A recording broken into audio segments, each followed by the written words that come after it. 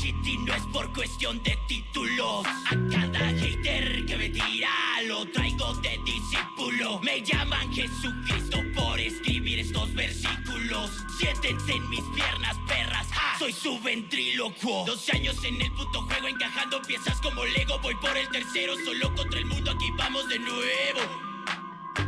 No se trata de free, pero me siento free para hacerlo.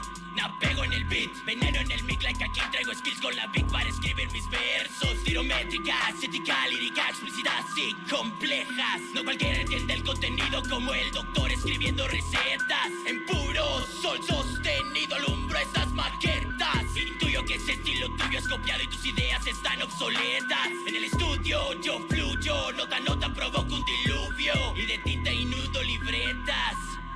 Mi pulso no vibra, no tiembla y aún así estudio teoría de cuerdas. Se creen predadores y solo son las presas. Tienen los huevos vacíos, la coquín de sorpresa. Te llevan el dinero a la meta. Si solo mueven la cola para que les des sus croquetas. Esos Turkey Flyers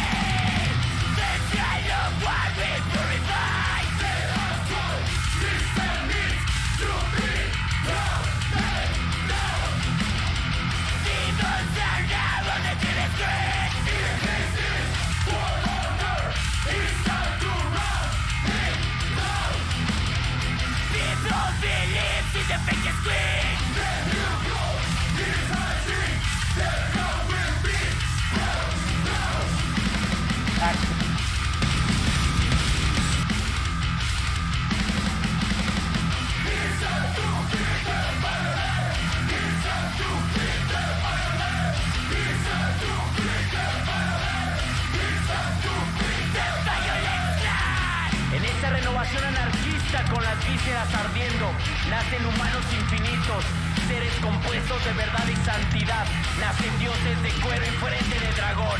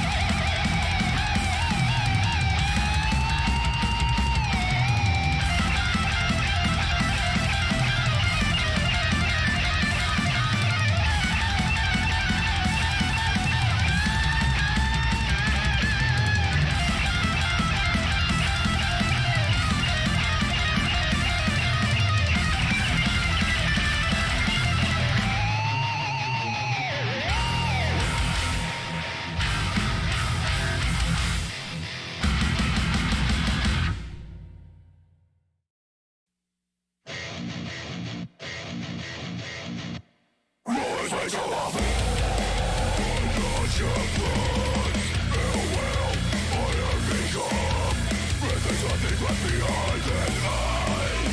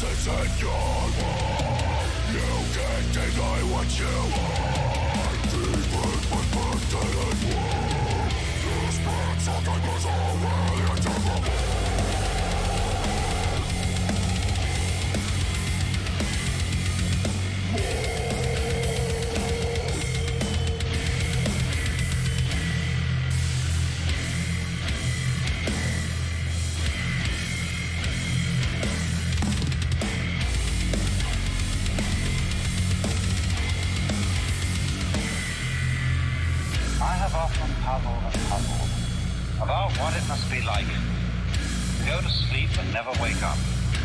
To be simply not there forever and ever. After all, one has some intimation of this when we don't have any dream, we go to sleep, and then suddenly we're there again, and in the interim, there was nothing.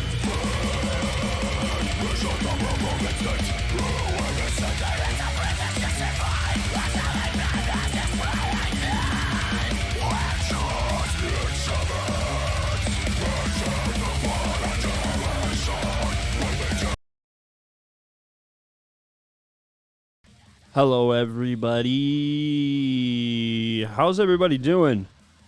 Welcome back to another episode of Trash Talk. I'm Nate Trash. We got Jamison in the green room hanging out with Ryan. Before we start, this podcast is filmed, broadcast, and founded on Treaty 7 land, part of the Blackfoot Confederacy.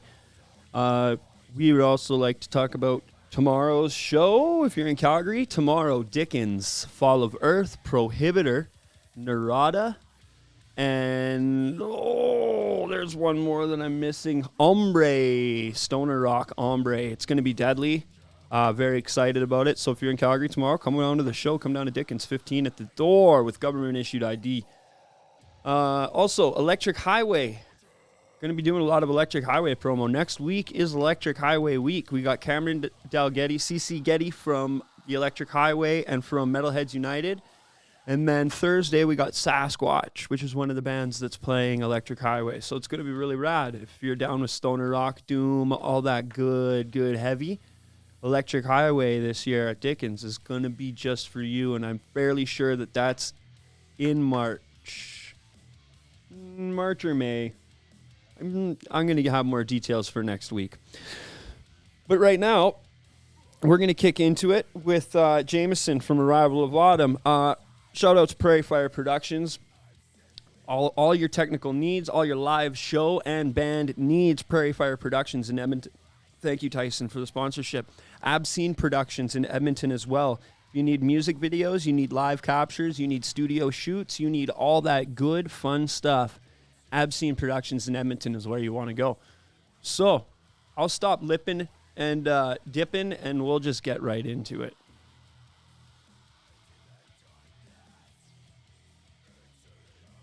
No, we won't just get right into it. The show intro was all fucked up. That's all right. It happens. How you doing, Jamison? Hey, man. I'm great. I'm fantastic, even. 10 Are, out of 10. Yeah, you're doing a perfect 5 out of 7. Yeah. I'm what was that Ed Guy song? 2 out of 7? There was 10 out of 10. 2 out of 3 ain't bad. That was a Meatloaf song, I think. The reason I 6, I don't know fractions. I said that. So the reason I said that is because there was a fucking like thread, a meme. This guy was teasing this other guy, and he would say like the most ridiculous shit, and he would be totally serious about it. And he was talking about a movie he liked, and he said it was a perfect 5 out of 7. And the guy was like, "What the fuck are you talking about? What do you mean 5 out of 7?" And just teased him about it hard. And like, it's one of those. Yeah. So I'm not gonna show the threads. What's because that close to in actually used rating metrics? No fucking clue. They explained it really convolutedly. Less than an 8 out of 10, more than a 7 out of 10? Never actually got down to it, I don't think. Damn. Maybe it's a perfect. Maybe a 5 out of the universe we weren't meant to know. Right? Maybe a 5 out of 5 with a lucky number 7 thrown in. I don't know. You know, it's witchcraft. It's ancient medieval black magic. All I know is the first number is smaller than the second number, so it's bad. It is, right? It's bad. It's not the best. It's not the I'm just gonna worst. start rating stuff with socket sizes. Like, yeah, it was a 9/16. It was like it's like 9/16 is a handy size, though. It's Yeah, like when they right. had the quarter pounder issue, because McDonald's initially wanted to do a third pounder, but they introduced. People thought it was smaller. They thought it was smaller than a quarter pounder because 3 is smaller than 4. That's right. Was that McDonald's or was that Burger King? No, that was and McDonald's. That was McDonald's. That's why they still have the quarter pounder. That's so funny. I remember that. Yeah. And luckily, so A&W kind of did the same thing, but they did the 3-ounce patty. And everybody was like, what the fuck is this? So they just did 3-ounce patty. Yeah, they just like, they're like, fuck it, we're just going to make all of them 3-ounce patties and not tell anybody about it anymore. Isn't the Uncle Burger slightly larger patty? I think so. It's slightly thicker. Yeah. It's got a little more girth. I'm pretty sure they just put 2 mamas together and fucking call it a day. Yeah, there you go. Yeah. So Damn. thank you everybody for joining. Jameson, we're Burger Chat with Jameson and Ryan. Welcome to Burger Chats. Trash on the bun. Trash on the bun. All right. That's what we need to call our food reviews. I was gonna call it trash on hand to review right now, but I was gonna call it trash on the eats. that's pretty good. What's your top fast food burger? Okay. So, right now, the Boogie's Pizza Burger is a banger. Let's restrict it to chains. Something in my realm of. To a chain. Yeah. So you can never really go wrong with a Western burger from Carl's Jr. Yeah. Or a Grandpa burger from A&W with added lettuce and tomato. Oh, sure. That kind of completes the whole arrangement. Mint. So good. Super Yeah. good. Super good. What about Nice. What are you thinking, Jameson? What's your favorite? I think I don't consider the Big Mac a burger. You know what I mean? I consider it something else entirely. So, A salad. right?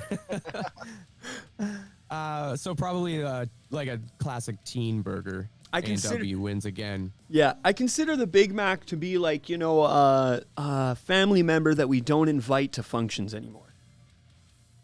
But they're a fucking good time. But we still when talk to them they online. show up. Yeah, we still talk to them online because they post funny shit. So me and Nate are basically Big Macs. The Big Mac podcast. Yeah. Right? We're thinking up all these sick Get a new cease names. and desist from McDonald's. So, in the Good chat, we publicity got right there. Zed Jolioli, Real Robotnik. I think that's Joel Josephson. Joseph. We got Wow. Lee, and we got Ryan in the chat and on the show because that's how Ryan rolls. He's a party animal. So we're gonna check out this Where's music the chat video. in my? You How do I don't see the chat. You don't get the chat because Okay. because if you get the chat, then you might read the chat when it goes off, and then get distracted when we're trying to talk and stuff, and not like pay attention to what we're actually doing. Because for people who don't do this all the time, it's very distracting because they think they missed something in the chat, and they keep rereading Right. it, and then you can see their eyes move over, and you can see when they're not like listening to anything you say.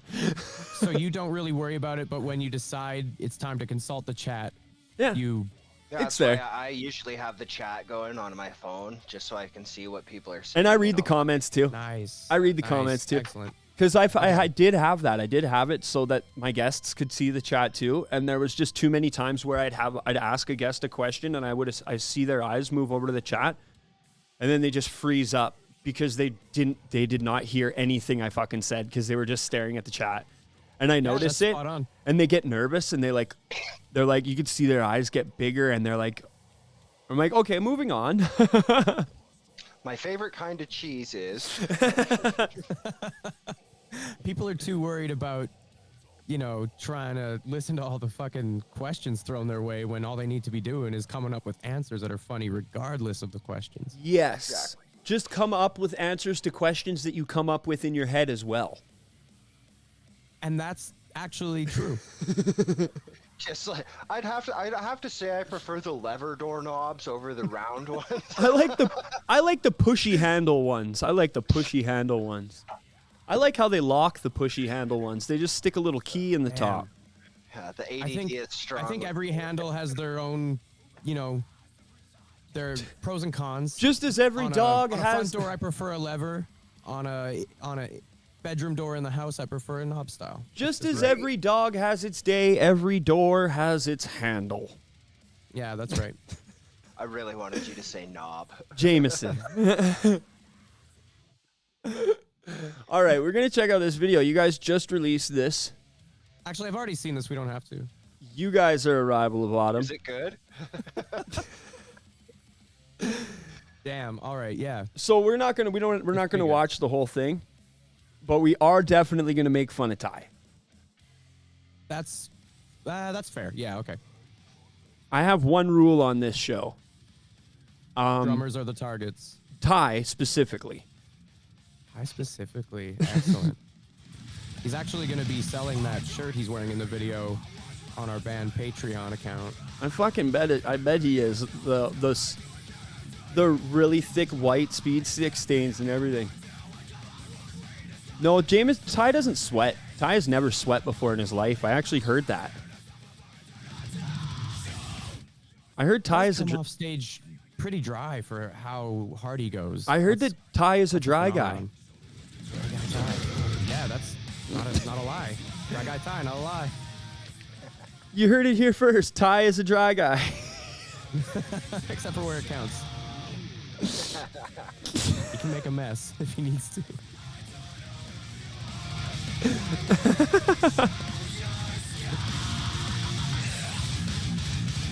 Whoa, what was that? That's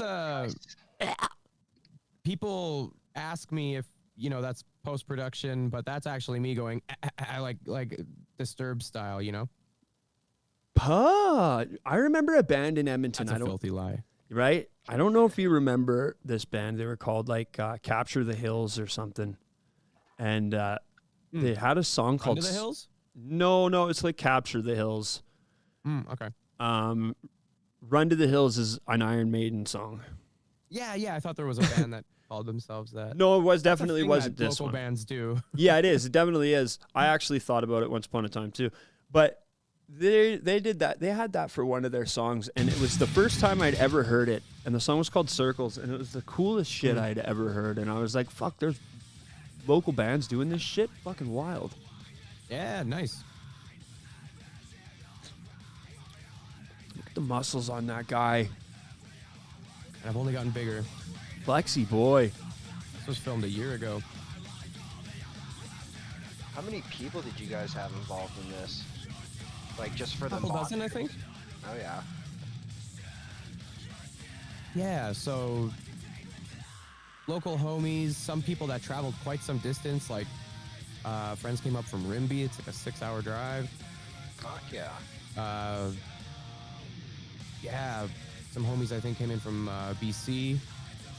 I'll come and be in the next one. That's where I'll live. Yeah. Just if you half do on that and thing half that we were in and talking half out of the about frame. earlier, I'll be an extra in the fucking Fury Road style shit. Just walking across. Road, I'll just be totally. walking across looking for cell phone service. We need, I guess Ryan will be the guy that's strapped up in the guitar seat with the speakers behind him. Just like looking up at the lights, and just like hold my phone, trash talk shirt. I think that's my favorite cut. Like Liam's hair whipping is perfectly in time Right? when that breakdown kicks in. Dude, the hair in this show is immaculate. Good hair show. It is a good hair show. And you'll notice like even the extras have a lot of color. We got right in that shot. We got like 3 colorful companions. Yeah. That was a good shot. I liked that shot. Yeah, that was a fun one. So now, Yeah. did you guys actually play through the song, or were you guys just like, all right, we're just gonna like mimic the thing, and you guys pretend that there's a band playing? Yeah, that's exactly what we did. We played it on the PA really loud in the theater that we were filming in, and so like they had a lot of, material to harness for their energy. And you'll notice there's never more than one band member in any shot, so we actually shot one at a time and then stuck it all together. Oh. Nice. Tricky. I like that. Yeah. Ryan, might make be sure you write these one. down. A slow motion one, File it I under didn't new have- file. but I like that, man. yeah, That's good. We just did our thing while everyone ran around us and just the guitar players were just constantly stressing about nailing someone with their headstock, and Well, I was yeah, worried because about getting my mic pushed through my grill. when you get hit with a headstock, it opens you right up really easily. I've seen it happen just from the lightest little taps, just people getting their domes cracked wide open. Like When I holding played chair in guitar- Attitude Era Wrestling. Yeah. When I played guitar in the band, there was one time that I got Brenny real good with my headstock. He didn't split, he didn't bleed, but it was like, oh shit. Just an extra prominent fucking And that's why I'm not allowed to play guitar on stage anymore. Well, yeah, you're better They're off. like, you know what? You're cut off, man. And then We'll you get a see, second like, the guitar player. headstocks on like Dean guitars. They're just like big, massive fucking headstocks. It's fucking decapitated. Yeah, those are assault weapons. Right. Didn't you? Yeah, you did play guitar and do vocals did. in the first iteration of the band, didn't you? Yeah, for the first few years at least. Well, we started. Oh shit! Yeah, the first 5 years, I guess, 5 or 6. Wild. So the first half at this point. Very cool. Very Yeah, cool. it was a lot of fun. When we hired Ryan, that like we didn't want 3 guitar players on stage. Ryan was doing a lot of sick work and wanted to join, so we knew he was going to be a huge asset. And then I've just been able to focus on vocals, and I think it was the right decision. I love it because I imagine I have this picture in my head of you like coming in and like trying to pick up a guitar and be like, "Hey guys, I think we should do this," and everybody's just like, "Jameson, put the guitar down." No. I'll come up with a demo every now and then and send it to Ryan. He's like, "Yeah, that's cool, man," and then nothing ever happens. Yeah, that's But pretty what if cool, it bro. was bad, this? wasn't it? We'll file that under new file. Oh, look, Ringo wrote a song. We're gonna put it right here on the fridge. Right on the refrigerator. You just got the beer fridge at the jam space, and it's all Jameson's guitar riffs. Yeah, for real. Written out in tab. And there's Yeah, just the tabs are all just 0, 1, 3. there's just an album. There's just a little 3, photo 5, album. 6.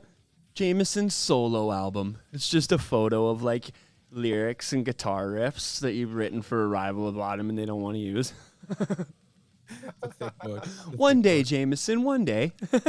All the stuff that I did write isn't on the internet anymore. I think there's a music video for Like Fire. I wrote that song. Not that one. Nope. We're going to check out one of these ones. Yeah. See, look at that one. Look, No, was I just write lyrics. It's better that way. Ooh. That one's good, You too. don't want to watch the Witness lyric video, bro? No, that's not the one. Yeah, I do. I do want to watch it. It's bad. It's It's just not that good, man. I'm telling just you that right now. Old like Windows 98 like scrolling fucking screensaver just with the No, that would lyrics. be actually awesome.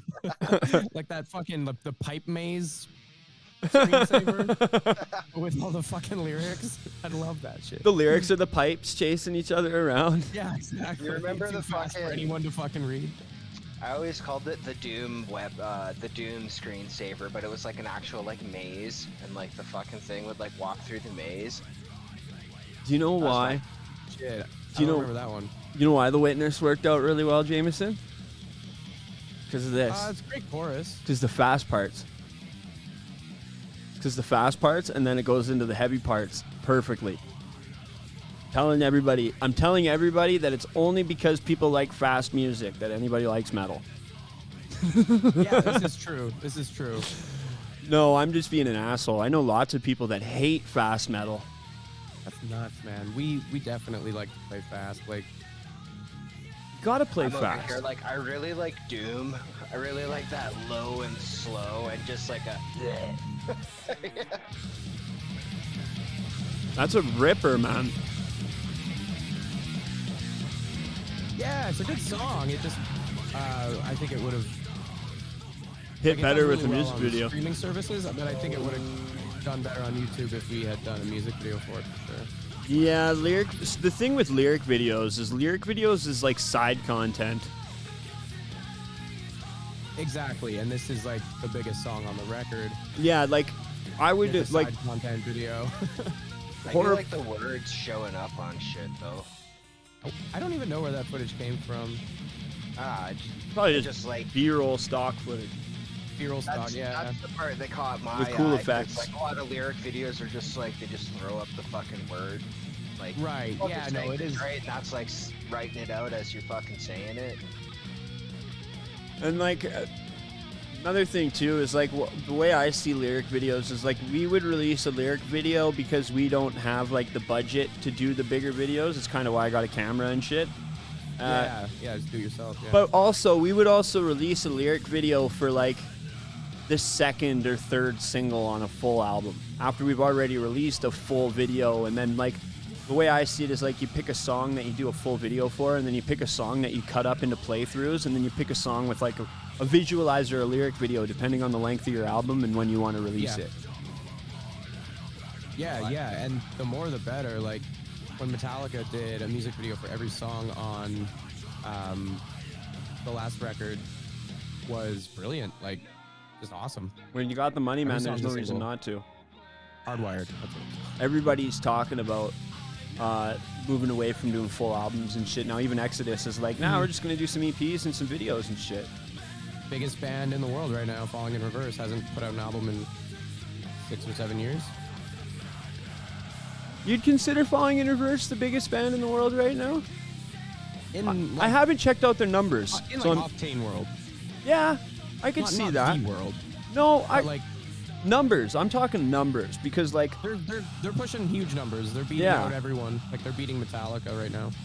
Oh, snap. because like doesn't matter what anybody has to say. Maybe in like my world of underground, intense, aggressive, extreme metal, I'm aware that my world is very small. I'm also aware of the fact that whether I like a band or not, that doesn't have any fucking dependence on their success. Because I'm not a big Metallica fan, but that doesn't mean Metallica isn't the biggest fucking band in metal, you know? Right. And the fact that fucking... Let's investigate that a little bit. Why aren't you the biggest Metallica fan? So, overratedness. The people who told me about Metallica when I was younger were always the worst fucking people ever. And Yeah, that'll before do I it. even Always listened... that one guy, Because I liked Hit the that Lights. one guy, 20 years older at the bar, and they're like, Metallica. I listened to Hit the Lights religiously. Their first album blew me away. But then when I was talking to people about it, I was like, yeah, I'm not really that big of a fan of Metallica. And people would get super salty about it. And then I would talk to like drunk old dudes and tell them I liked metal. And they would instantly be like, oh yeah, I love Metallica. And I'd be like, no. If I don't want to be like you fucking twerps, why the fuck would I like the same bands as you guys? But now I go back and to it certain... shifted. Yeah, I go back to Shifted certain from, songs. Like, old guys yelling Metallica to like old dudes yelling Slayer now. I'm an Exodus. When it comes to fucking thrash bands, I'm an Exodus fan. And learning as much as I have about music over the years, Exodus definitely has the more traditional values and have held more core to it. Exodus and Testament are Definitely. I like Exodus and Testament more than I like Metallica and Megadeth, and I feel like those are the two sides. And then you got Anthrax, which is like where hardcore music came from. Yeah, for real. No, Metallica sold out in the 90s. Huge. Dude. It was I think it was all Jason Newsted's fault. No way. Lars is the Oh yeah. the decider. Yeah, definitely. I just love how Jason Newsted was like releasing music and his logo was the Metallica logo, but it said Newsted. I was supposed to see that fucking project. And now David at Ellefson. One of those Megadeth, what do they call their tours? Gigantor? Yeah. Yeah. He dropped off like halfway through before the show I was going to go see. Oh, we got a raid from local band Smokeout. Nice. What's up? What's going on, you guys? Chilling with Arrival of Autumn with Jameson from Arrival of Autumn. Jamerson. Jamersinos, the sweetest boy. We're watching fuck some else Arrival is, of Autumn videos. Did you check out that Necrogoblicon Children of Bodom cover? Yes, let's check it out again. It was awesome. What was it? So Bodom spot Lake? on. Fuck, It was yeah. Bodom Beach. Yeah, Bodom Beach Massacre. Terror.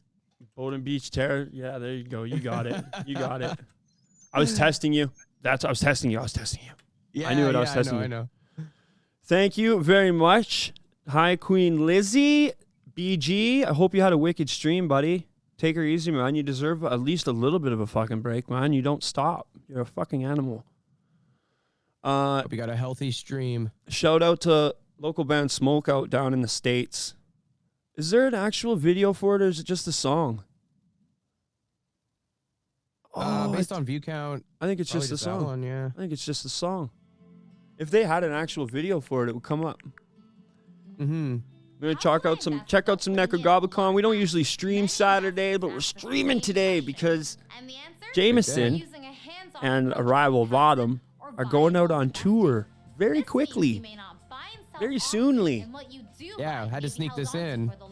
I'm super stoked for that for you guys because if I'm not mistaken, my buddy fucking Jackson is still playing bass for Heathen. Oh shit! Cool. He was on their last tour. And like Jackson grew up with my older brother in Sylvan Lake. And like he's no shit. Yeah, he builds guitars. He's got a guitar company called Goliath Guitars, and they're super sick. Small world, that's awesome. Yeah, man. So he might be out there on tour with you. Jackson, you little devil. He's a sweet guy. He's a gear nerd, man. A hardcore gear nerd. I don't understand gear nerds. He's a gear keeper. Give me something simple. He used to like look at people's gear and be like, I don't believe you're a good musician. Thank you for the sub, Beej. Sweet boy. Greatly appreciated.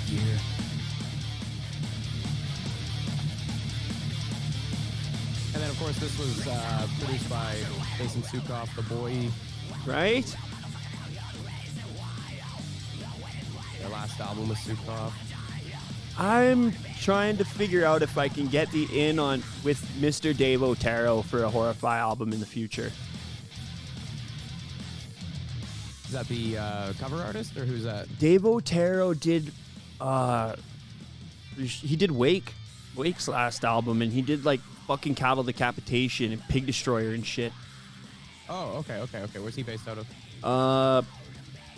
I want to say Colorado. Interesting. Yeah, Colorado. That's not even that far away. Maybe Seattle. Not too sure, but yeah, my buddy, I'm good buddies with Kyle from Wake, so I'm gonna ask him and be like, "Hey, man, awesome. How many thousands of dollars do I have to save up to fucking even get a glance at Dave Otero's studio?" Because that's how you got to do it, right? You know, you got to do it. Reach out, just yeah, exactly. Find out, and then you figure out what it's going to take to get there, and then you fucking work towards getting there, and then that's just how life fucking works, man. Yeah, that's what we did with Sukoff. That's how we met our manager. That's how we met our label A&R. That's how we met Mark, who did this record. That's how we met everybody. That's how we got into the scene. This is what I gotta ask, okay? Being from Grand Prairie, because like you said yourself, there's not a fucking very burgeoning metal scene there. How did you guys even get the path towards Nuclear Blast? Through going to Audio Hammer Studios. And so we just straight up emailed Jason Sukoff. We were like, yo, we sent him our most recent project at the time. We were like, this is what we do. Can we maybe come down and record a couple tracks with you? And he said yes. He named his price. We flew down to Florida. And then he gets a lot of mix notes from a lot of people in the industry. So he basically sent out the mix. Yep. And he sent it out to Monty Connor from Nuclear Blast. And Monty was like, yeah, this band is tight. Maybe they want to do an album. We were like, Yes. Knew it. Fucking knew it. I've heard that same thing from so many different people. You got to put yourself out there and you got to put the work in and people will notice. It might take a little bit longer than some other people, but they will fucking notice if you put the work out.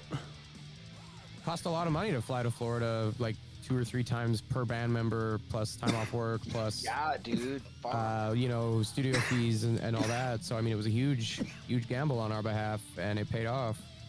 Well, and that's just it. You guys, it's not like you did it for your first release, right? Like you guys For sure. have been Yeah, around for a while. We recorded with Bevan Booth, local hero. He's a drummer in Devolver, the other Grand Prairie metal band. Devolver's sick. And Shout out the to other, Devolver. just the other one. There's just 2 of The other us. one. There's just Shout two. out to Devolver. I remember a Grand Prairie band back in the World Class White Trash days that was like a power metal band, and it was 2 female vocalists, and one of them had a sword on stage. And like you go to their Facebook page, and they had over 100,000 followers.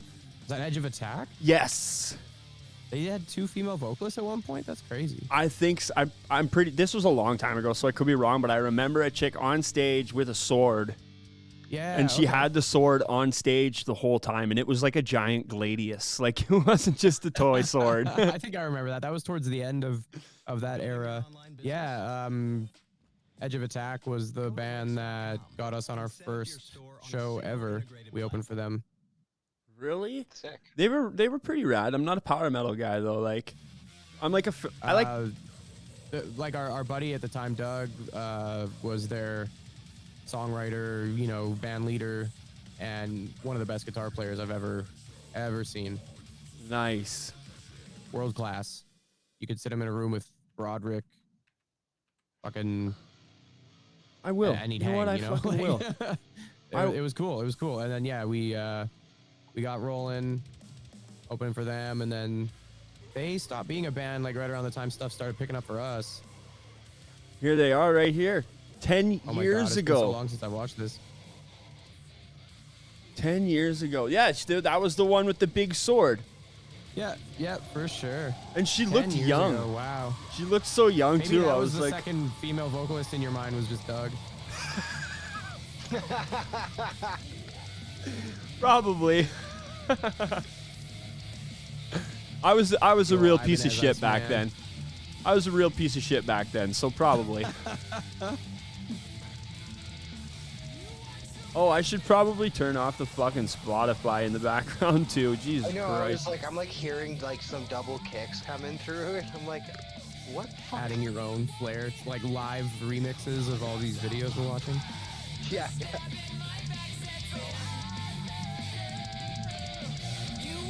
Look at the double rack on those drums. Hell yeah. Whoa, that's what Ty is missing. Yeah, these guys were all about like style. Yeah, for Gotta sure. have The big rack, their stage setup was one of the most extravagant for the local band. You know, like they had the hollowed out cab stacks and shit. Oh jeez. That's The hilarious. stage looked like Slayers, but like only 4 cabs per side of the drums instead of 40. You got to be self-aware in that situation. Like, you got to realize where you are and what stage you're at and in your band life. And Yeah, and they took themselves very seriously too, which was too seriously. You can never take yourself too seriously. No, the only reason that Horrify is able to do any of this is because we don't take ourselves seriously at all until we're like playing music on stage. That's right. Yeah. You don't want to be There's up like there. a solid just goofing 15 around. minutes. Solid 15 minutes of serious. Yeah, because that's. And then me and Joel go play Dungeons and Dragons. Nice. Is her eyebrow fake? Her eyebrow ring is a sticker. Or is it a tattoo? No, it hooks up. You can see No, like it in the does, it center. does. You can see where the An spike interesting goes piece for through. sure. That is cool. Weird. I'm always weary about power metal bands. I think that's a sticker or like a temporary tattoo. I'm not joking. Something gives me the uncanny valley on it. No, when you paused it there, you could totally see where the spike went through her eyebrow. You get a good tattoo artist, though. Wild. I should just get my lip ring fucking tattooed on my lip because I took it out fucking years ago. What's another good I wanna get legacy the band? eyeliner tattoo. You used to wear eyeliner, didn't you? Yeah, for sure. Yeah, I'm pretty sure. It went with the vibe. You guys wore the black vests and shit, too. At least you did. Yeah, fingerless gloves, black nail polish, black vests, a little bit of And eyeliner, scene black kids, dyed man. hair. MySpace. We were all in. MySpace Fucking scene kids, all bro. in. And now look, Yeah, it man. worked. It obviously worked. You signed a nuclear blast. So if anybody watching, if you want to fucking be successful, go all in now. Don't waste time. Funny, like when we got signed, I was my least scene looking. I had a tidy fucking haircut. No, I don't believe you. and I did. I was fucking cleaned up. And Yeah. like first time we went to the studio, I had short hair. It was crazy. And then I grew it out as the years went. I cut it again in 2020. Not as short. Just like that Prince Valiant shoulder length. It was even shorter. It was actually quite short. It was like borderline. It was like medium short, you know, like on the scale. And then it came back in time for the photo shoot for this record. Fuck. I can't remember the last time I actually had like a normal haircut. Fucking, I got a mohawk when I was like 13. Parents were like, "Oh, it's just a phase. Here I am, 35. It's still a rocking it." lifestyle. Yeah. No, it's a phase. It's definitely a phase. It's just a long one. Why? I'm trying to find a legacy band from Calgary, but they don't have videos, I guess. But there's a band called Phantom Limb, and it was members of Exit Strategy and members of Caveat. That top one is at the distillery. Yeah. I think this is D2.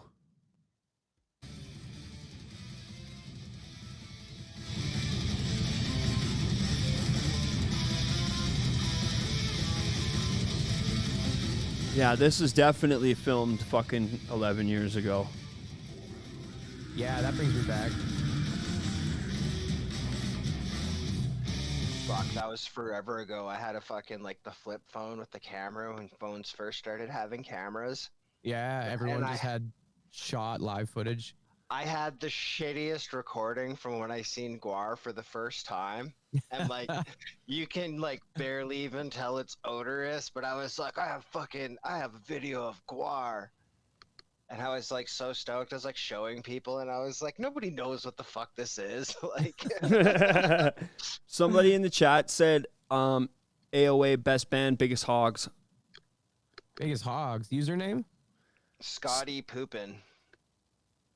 Scotty That rings a Poopin. bell. I think that's my uncle. Can confirm. That's sick. That's a great shout out. Large hog. Quite large in the hog. Quite large in the hog. We a pig farm out here. Now, what other bands you checking out these days, Jameson? Skrillex. No. Don't get me started on that new Skrillex record. Have Skriloosh. you listened to Lil Texas? Tiny Meat Gang. TMG, Fuck. baby. TMG. Yeah. Yeah. Fucking love it. Fucking love it. Lil Texas played here on my birthday, so that's what I fucking went to for my birthday. Fucking Oh, very nice. spiked up the Tri-Hawk and fucking went to fucking a rave. Nice. Nice. There's people there that were legit scared of me. I had Capped out at I used to be a 765,000. photographer with- That video is so good. Which one? Shit on the liver. Right? I love me some fucking King Parrot, but this is Shit Yeah. Liver from I think Ontario. And I heard their music. They were on the same Metal Sucks list that we were on.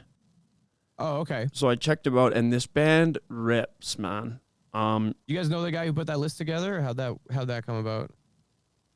Yeah. I know that guy.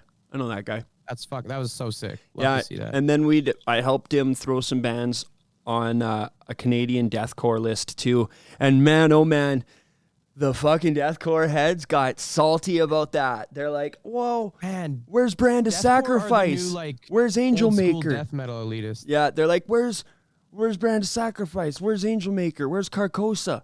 And I was like, oh shit, maybe Ryan should have put Underground in the fucking title. Yeah, because those are valid points. Is Brand of Sacrifice deathcore or metalcore? They don't. Pretty sure they're identify deathcore. as both. It was the deathcore heads that were lipping off about this list, and Because deathcore is not supposed to have clean vocals, in my No. elitist opinion. no, not at all. That's No, it's not elitist. Me and Trash agree.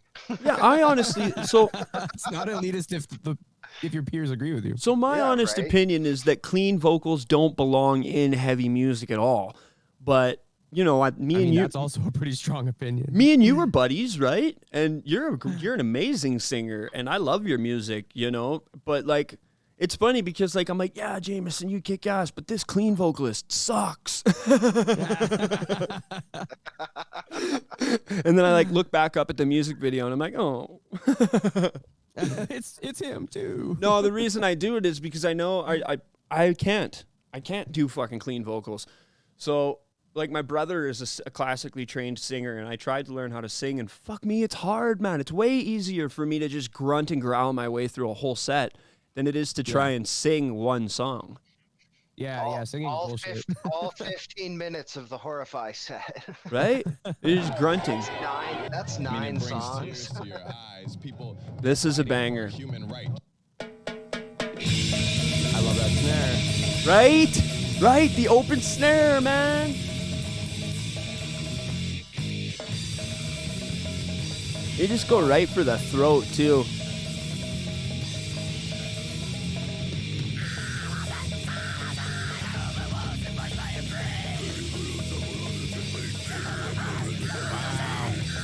All three members fucking sing. Love that. They're probably all like vegan extreme leftists.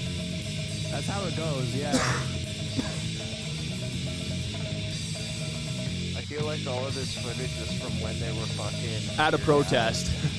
yeah, down in the States. Oh, yeah. What's that Calgary band with the drummer vocalist? Oh, Hazard. Yeah, They're actually jamming again right now. sick. They're tight as hell. I think we played with them in 2015. I think it was the Walking Battles back then. Yeah, they're rad. They're super rad. Good times. Been a minute. I'd love to see them again. Oh yeah, me too. They got signed to M Theory Audio. I don't know. Okay, sick. I don't know if their contract is still going because they haven't released anything for a while. But I also don't know anything about record contracts. Ew. No, my knowledge is very limited on it because I've only seen one actual contract in my life, and there was a lot to that contract, man. Yeah, our last contract we read was just an option to our original contract, and I haven't read that thing in years, so I don't even remember. I read the contract that Numenorian got for Season of Mist Records, and Nice. there was pages for every song, and every band Wow. member got copies, and yeah, they were divvying up royalties song by song. Oh, okay, yeah, like we. It was written all like in like legality terms, so Hmm. it's almost like King James Bible shit. There's a lot of paper. There's a lot of paper. That's funny. Yeah, we were definitely a lot more relaxed on how we definitely, split the royalties per song and everything, but we didn't sign off on it or anything. We just submitted it, and it was, good enough. We submitted it, therefore we signed off on it. Mm-hmm. Fuck. Mm-hmm. What was the other band on that list, Nate? I want to say fucking like Raise the Virus, Oh no, that was the deathcore list, and it was Elevate that the was the Virus. Elevate the Virus. Those fucking guys were fucking crazy. Yeah, I'll show you them. They're a good one too, man. They're funny. I love this because they're young Nice. and Where they're they from out? the Maritimes, dude. Okay. I guess there's a slam scene in the Maritimes. Yeah. What else is there to do out there? Slam it out. Pretty sure these guys are from Newfoundland, New Brunswick. New Brunswick. You got the first three letters right. Yeah, right. There's a St. John, New Brunswick, and a St. John, Newfoundland. Yep. There's like 9. I feel like there's like 9 St. John's over there. They just really Fucking bullshit. Wherever Zero St. creativity after a certain point in all things in human history. There's so many. When was the last time you Shot. saw a new town pop up? Well, never in my lifetime, for sure. I've seen one. There's a guy trying to get a bunch of people to move their businesses to a new place in Alberta, trying to start up a new town. But you know what happens? New towns turned into like horrifyingly like what's that word? I don't want to say segregated, but like discriminatory, prejudiced places where if you don't like follow the rule of the richest guy in town, you'll get kicked out of town. Look at his face.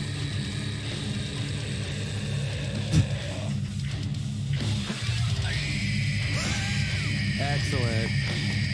Just a goofball. I love it. So that's like the faces that Matt Yemen makes when he's fucking on stage. I love it. You can tell they're young. Good face. This kid's still got his hockey hair. Right? That's so sick. Like, yeah, I'll play in your band, but like, I have my own personality. Wearing his Opeth shirt. That's so fucking good. Yeah, like, okay, I'll wear a metal shirt, but I'm The I'm drummer's changing my hair. the drummer's like I 37. There's like a name on the wall behind him in graffiti. A nice touch. It just said fuck, but they're like, we should change it to frog so that we don't get tagged. Megan. It's just as Megan in handwriting.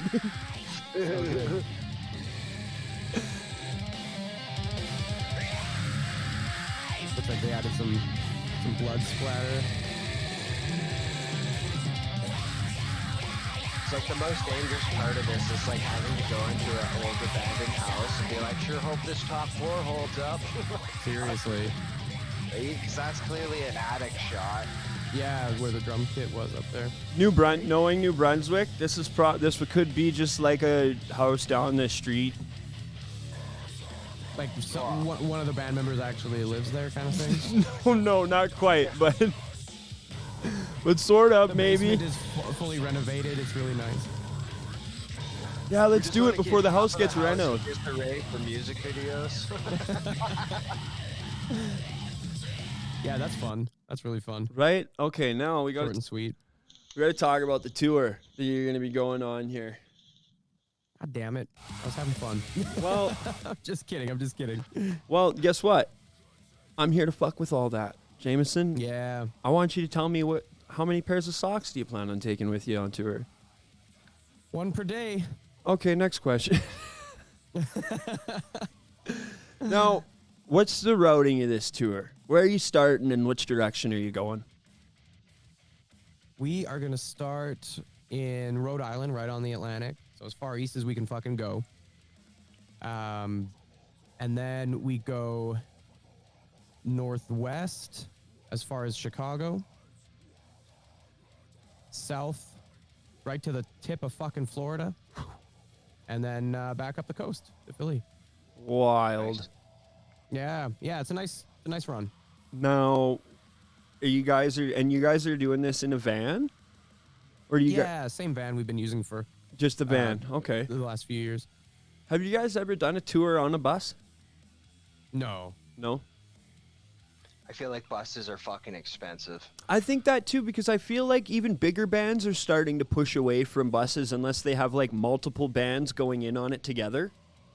Yeah, or like Sponsorships that pay for it too. Like, oh, you're Like, going on the Monster Energy tour. yeah, you'll see like the headliner have a bus because they typically have the most crew, Yeah. and then a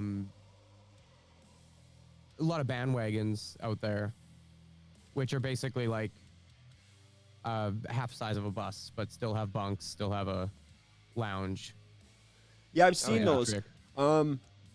Wednesday 13 toured in one of those, and it was like a box truck, but the back of the box truck was like a beds in a living area, and then it had a little trailer. Yeah, pretty much exactly it. Yeah. Like the back 4 feet was like where all the gear and stuff was. And then they had another trailer too, just for Wednesday 13's costumes and makeup. Yeah, and like merch and stuff takes up a lot of space. I'm pretty sure that this one was just for the makeup. It was just his trailer. It was like funny. His personal green room that they towed behind them. It's funny because when we watched at Dickens and he brought in his own change booth. And when he went into the booth to change in between songs, it was like it was fucking hilarious. It was like a cartoon. Like you'd see like wigs and stuff flying over top of the fucking edges and like fun. hanging on the edges, and then he'd come out in a whole different costume, and I was like, doing the whole like Superman in a phone booth thing. Yeah. You just see It's like, so sick. like I love Wednesday so awesome. 13. fuck yeah. Costume changes are a goal. Like if I could, like the best I ever saw was Tenacious D, Jack Black. He just goes to the side of the stage, and a roadie rips his shirt off, and he keeps his arms up, and then that roadie will grab his next shirt and pull it down over his head, and it's just a different fucking animal print shirt. Nice. Hell yeah. So funny. Jack Black is getting up there in his years too, man. It feels like just like yesterday I was watching School of Rock on loop. You know what I For mean? real. Yeah. And like, wow. And then That movie definitely is part of the reason why I'm in a band. dude, that movie for me is the reason why I like started learning about the whole encompassing music business and about why people do it, because that was a big show for me of like, that was the turning point of like, music isn't about getting famous and being a rock star. Music is about having the spirit to do it properly and having the heart the man. and like expressing yourself and empowering the people that you want to be in a band with. And those people are like your family, and like, you gotta, and it's all about the energy and the heart and connecting with the crowd. And like, that was because I watched a lot of VH1 Behind the Music, and it scared me from being a musician because I was like, fuck, there's no business here anymore. You get famous from the controversy, not from the actual music anymore. And then School of Rock was like, no, there's still shit happening with fucking spirit. There's still real heart going into music.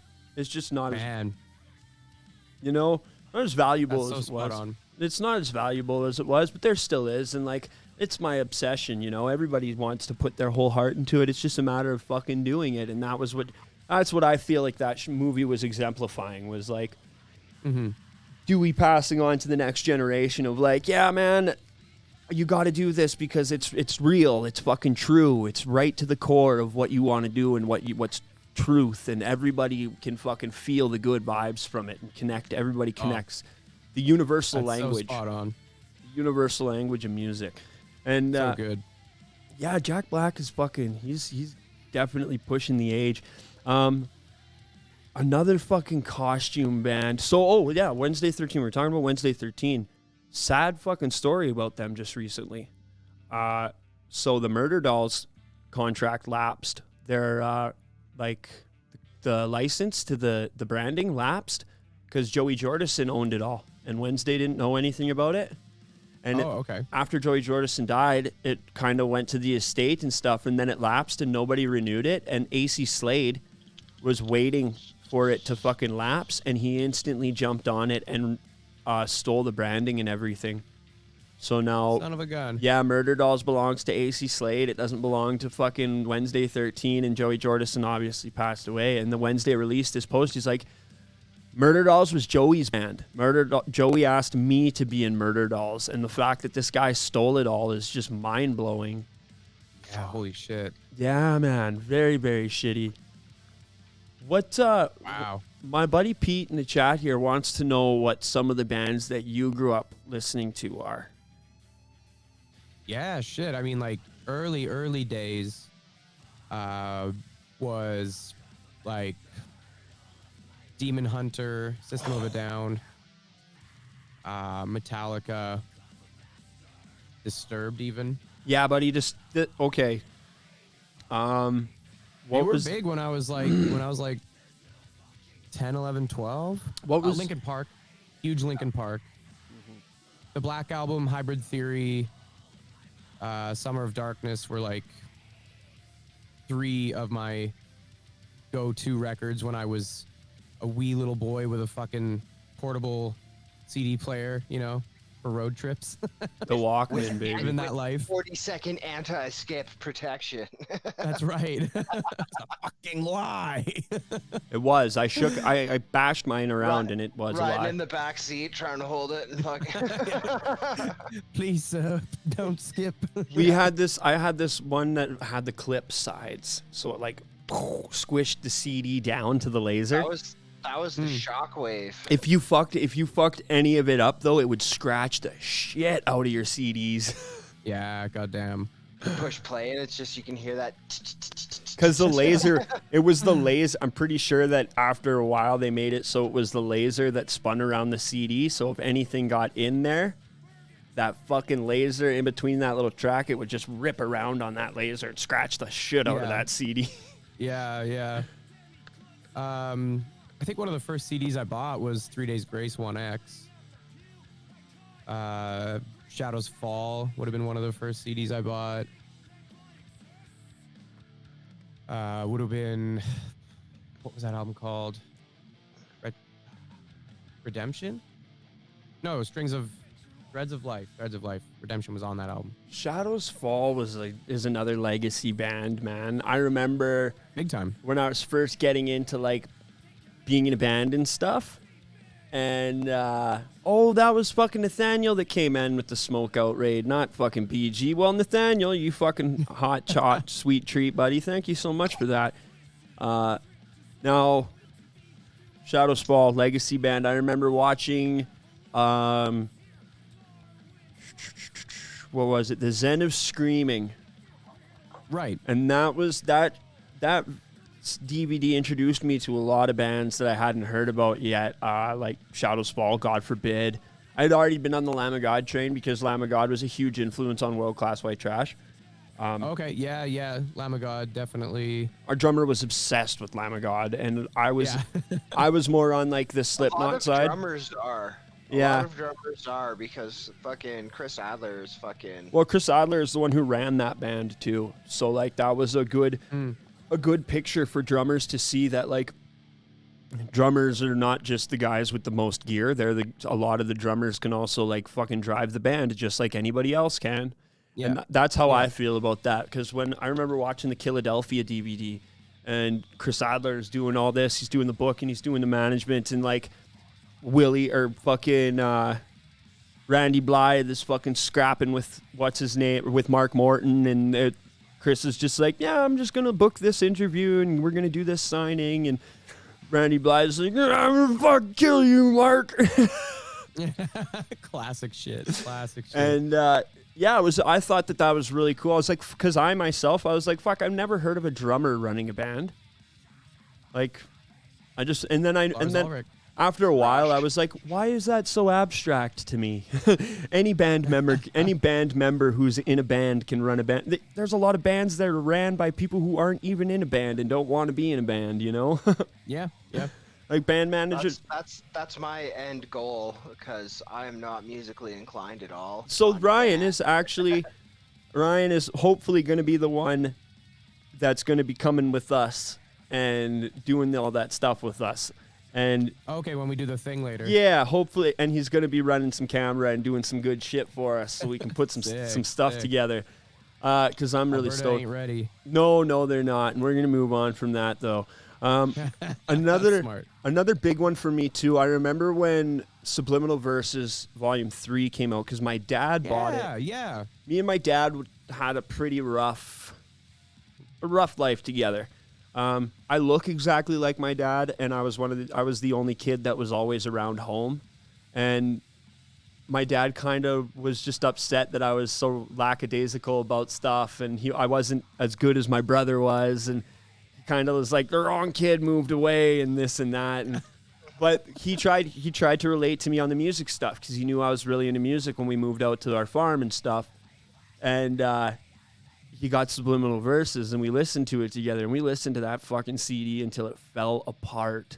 Like Opium of the People was Opium of the People and Pulse of the Maggots was fucking still to this day. Pulse of the Maggots was fucking. I remember fucking being in fucking grade 9, fucking pumping that in my fucking headphones. ATV Off-Road Fury for PlayStation 2 had Duality on the soundtrack. Yep. And I was like, oh shit. And then before I forget, I was like, oh my motherfucking man, God. that's such a great soundtrack. That's an all-time soundtrack. Mm-hmm. So good. Just too much to fucking handle. And then the DVD and shit too. And then that's when I started like, because me and the drummer from World Class White Trash, the first drummer, we were cousins. He's still doing some stuff, but not with bands. We used to religiously watch DVDs, and I played guitar and jammed with him before we got in with World Class. Like 14, 15, 16, we were jamming together. I was playing guitar and he was playing drums. And we were doing nice. That's like me and Brenny back in the day. Yeah, we were doing like weird mathcore shit. I liked the weird fucking guitar sounds. I was also listening to lots of Bring Me the Horizon. And I was all about like throat ripping vocals and like really weird guitar slides and breakdowns and like scary sounds with guitars and like, oh yeah, man. I still have a Bring Me the Horizon banner on my wall, and my daughter asked me about it last weekend, and I was like, you know what, Serenity, I'll show you some Bring Me the Horizon. Do you want to hear some right now? I was like, it's scary music, and I showed her Reflections off their first EP. And she's like, I really like this, Dad. It's like, good. I'm glad to hear that. I raised her Ammo, and she was like, this is poser trash. Dude, I raised her on Dying Fetus. So like, and like, sometimes I'll wear my Exhumed shirt, and she'll be like, Dad, I don't think you should wear that to go. Because I was going to wear my Exhumed shirt to Treehouse Play Place, and I don't think much about it when I put my shirts on and stuff. And she's like, Dad, I don't think you should wear that. Smart, keeping you in check. She's the greatest. Oh my God. That's honestly the big reason why I'm back doing band stuff. That's awesome. Before the first, because it was just me and Russ jamming, and then we got a guitar player, and then we had Scott came in and started doing bass and stuff, and we actually had our first jam with our new bassist today, and it went really well. Excellent. And like, I was really nervous because we were jamming, and then we decided to do a live stream show, so we had some video footage to send off to Loud as Hell. And then I got a panic attack because World Class White Trash was very, very negative for me when I left. I was in a very bad place in my life when I left when that band broke up. So I like asked Alex and I asked Serenity, I was like, is it okay if I go and do this? And they're like, yeah, it's fine, go. And I was like, I mean, am I going to be okay if I go and do this? And Serenity, she gave me this pink scrunchie. She comes up with this scrunchie and puts it on my wrist. And she's like, wear that. That'll make you feel better, Dad. So I still have that pink scrunchie. And that comes with me to every show. Nice. Wow. And it was very tough for me to come back to music, man. It really was. There's a lot of bullshit when involved with music. And if you don't position yourself away from it and learn how to fucking cut through it and focus on the good shit, it'll eat you alive, man. Like the local scene, I live and breathe the local scene, but at the same time, I also know how destructive the local scene mentality can be to people. Yeah, man. I've seen so many bands come and go, and so many promoters come and go, and the promoter-band relationship is either good or it's bad. Yeah. When it's bad, it's bad. Yeah, every band knows that you're a shitty promoter because one band didn't get paid as much as they thought they were going to get paid. Something small like that. A miscommunication turns into somebody getting a business ruined. And it's like, what the fuck? And then people who don't understand the value of trying to push their music out to the larger audience instead of just push music out to people who come to their local shows. Yeah, yeah. You know, like you got to always be working to get your music to the larger audience, or like even learning about your what you want your audience to be, and then how to make content for that audience and get it to them. Because a lot of people releasing music just out to nowhere, you know, no promotion. Just they think that putting it on Spotify and just releasing a music video and then talking about it for a week is cool. And it's like, well, yeah, that's cool if you got bigger stuff planned that you're going to keep releasing on the same, like at the same time and the same rate. But if you're only going to do like an EP and a music video once every year, you can't complain about people not wanting to see it because you're not giving the internet enough content to bolster your fucking following and to like put you out into the stream of the everyday person, you know? Yeah, and people forget quick. Yeah. When there's stuff coming out every week. Yeah, I just started to learn that. I did a couple of test videos with the vertical video, did some tests, and put some videos out in the vertical format. And it took like a week for him to get any views or likes. Yeah.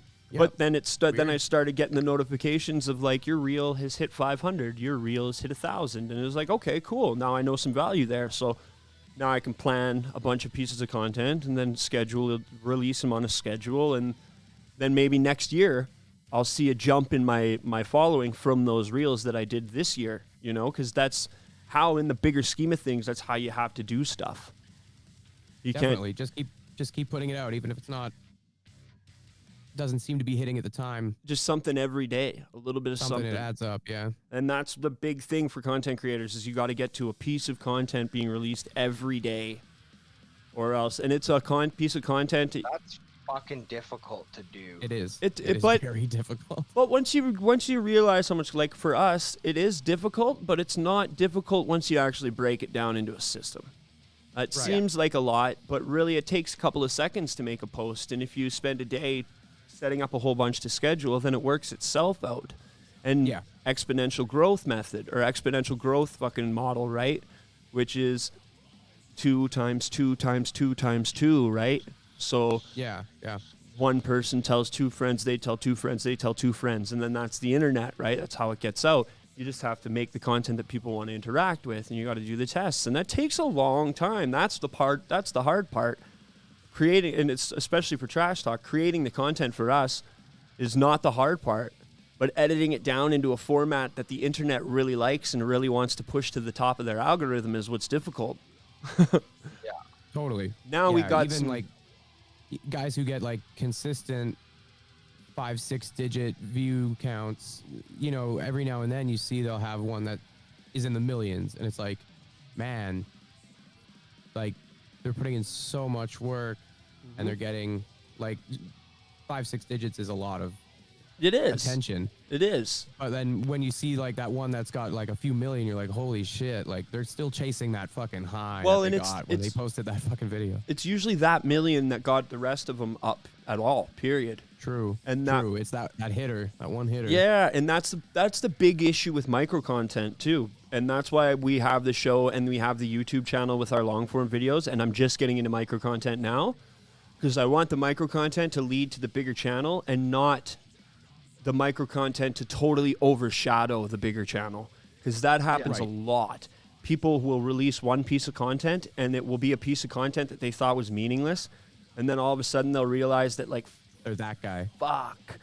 Now and then they'll try and remodel their whole fucking content frame around that one piece of content, and they'll realize that they can't do it because now they're putting work into it, and that was literally just a fluke, and they don't know how to act like that fluke because they can't put themselves in the energy of what they were feeling that day, right? Yeah. And that's a slippery slope as well. And most of the time it's because it's the internet, it's controversy. They said something ridiculous about a politician, or they said something bad about a music video, and then they want to try and become a controversial fucking content maker.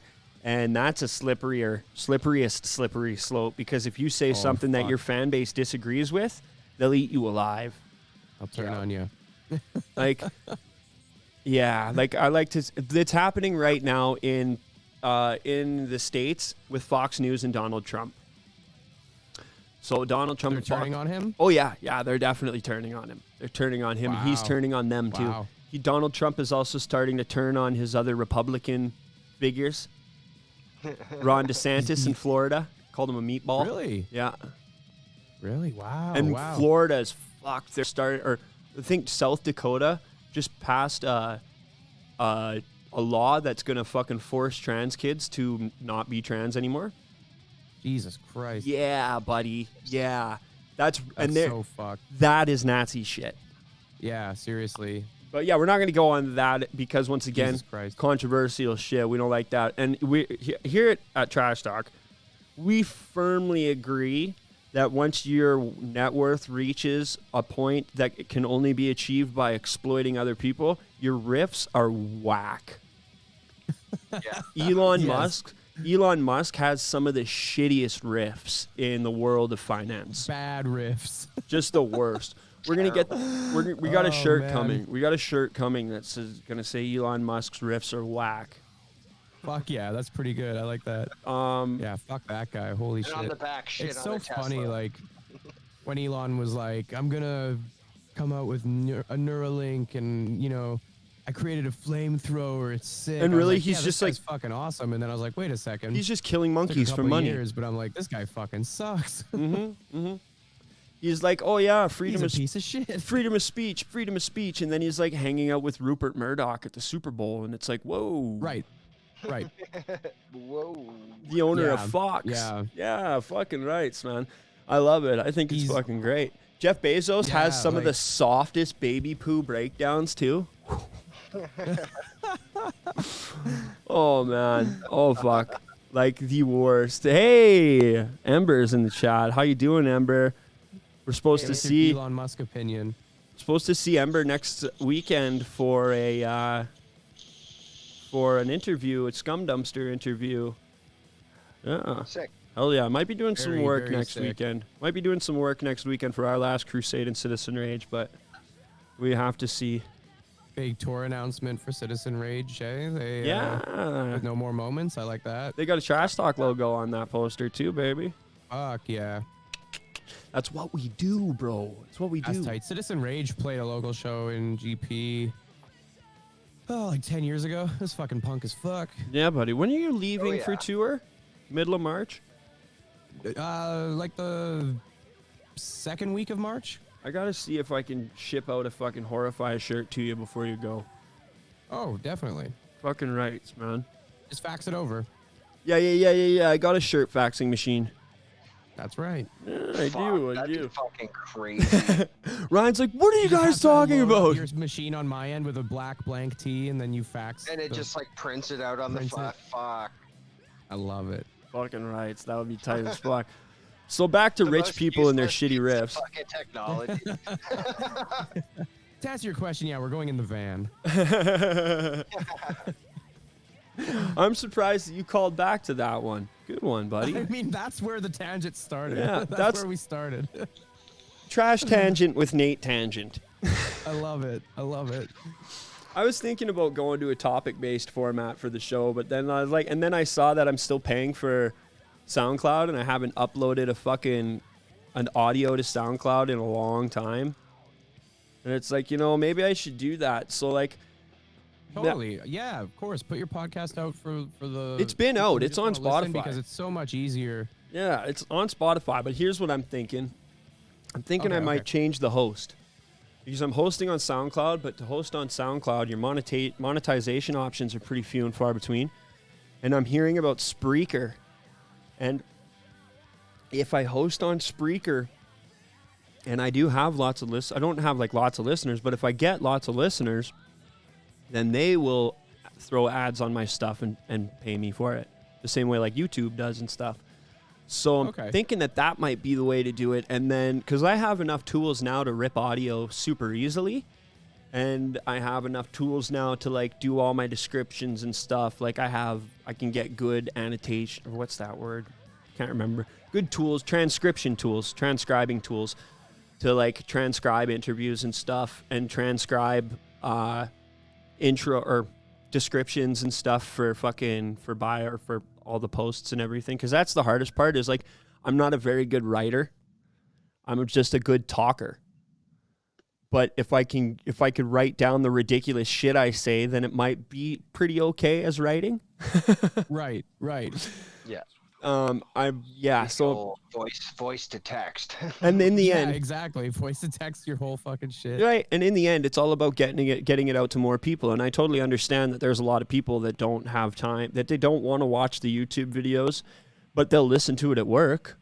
Yeah, exactly. So because I listen to podcasts at work all the time. Last podcast on the left is right there on the screen. That one's fucking deadly. I've been getting into that one hard lately. And yeah, I still check out Joe Rogan too. I don't care what anybody says. He's still got some prime guests. He had one on. If the guest is good, it's a good time. So he had one. Oh, Ember's gifting subs. Thank you, Ember. Now another one. He had a guest. He had a couple guests on talking about ancient technology, almost like the ancient alien stuff. And they're talking about a site for Atlantis being like the eye of the Okay. Sahara in Africa. And then all of a sudden they started going off into like right-wing COVID conspiracy territory. And I was like, he's like, I'm a military man. And I'm like, I think it's time to turn this off. Yeah, man. Because then they honestly, like, I was a pretty regular listener until 2020. And then I was like, oh, fuck. I just can't. Joe Rogan's a The one he fence did with sitter. Bill Burr was fucking pretty funny. Oh, Like during pandemic, yeah, and like- he's just like, no, shut the fuck up. I'm not talking about. I'm not a doctor. You're not a doctor. Exactly. We're sitting here He's had some smoking. good interviews since shit hit the fan, and like he had Rick Rubin on. That was a great interview. He had John Bernthal on. That was a great interview. Yeah, I like Graham Hancock. I'm a big Graham Hancock fan. Yeah.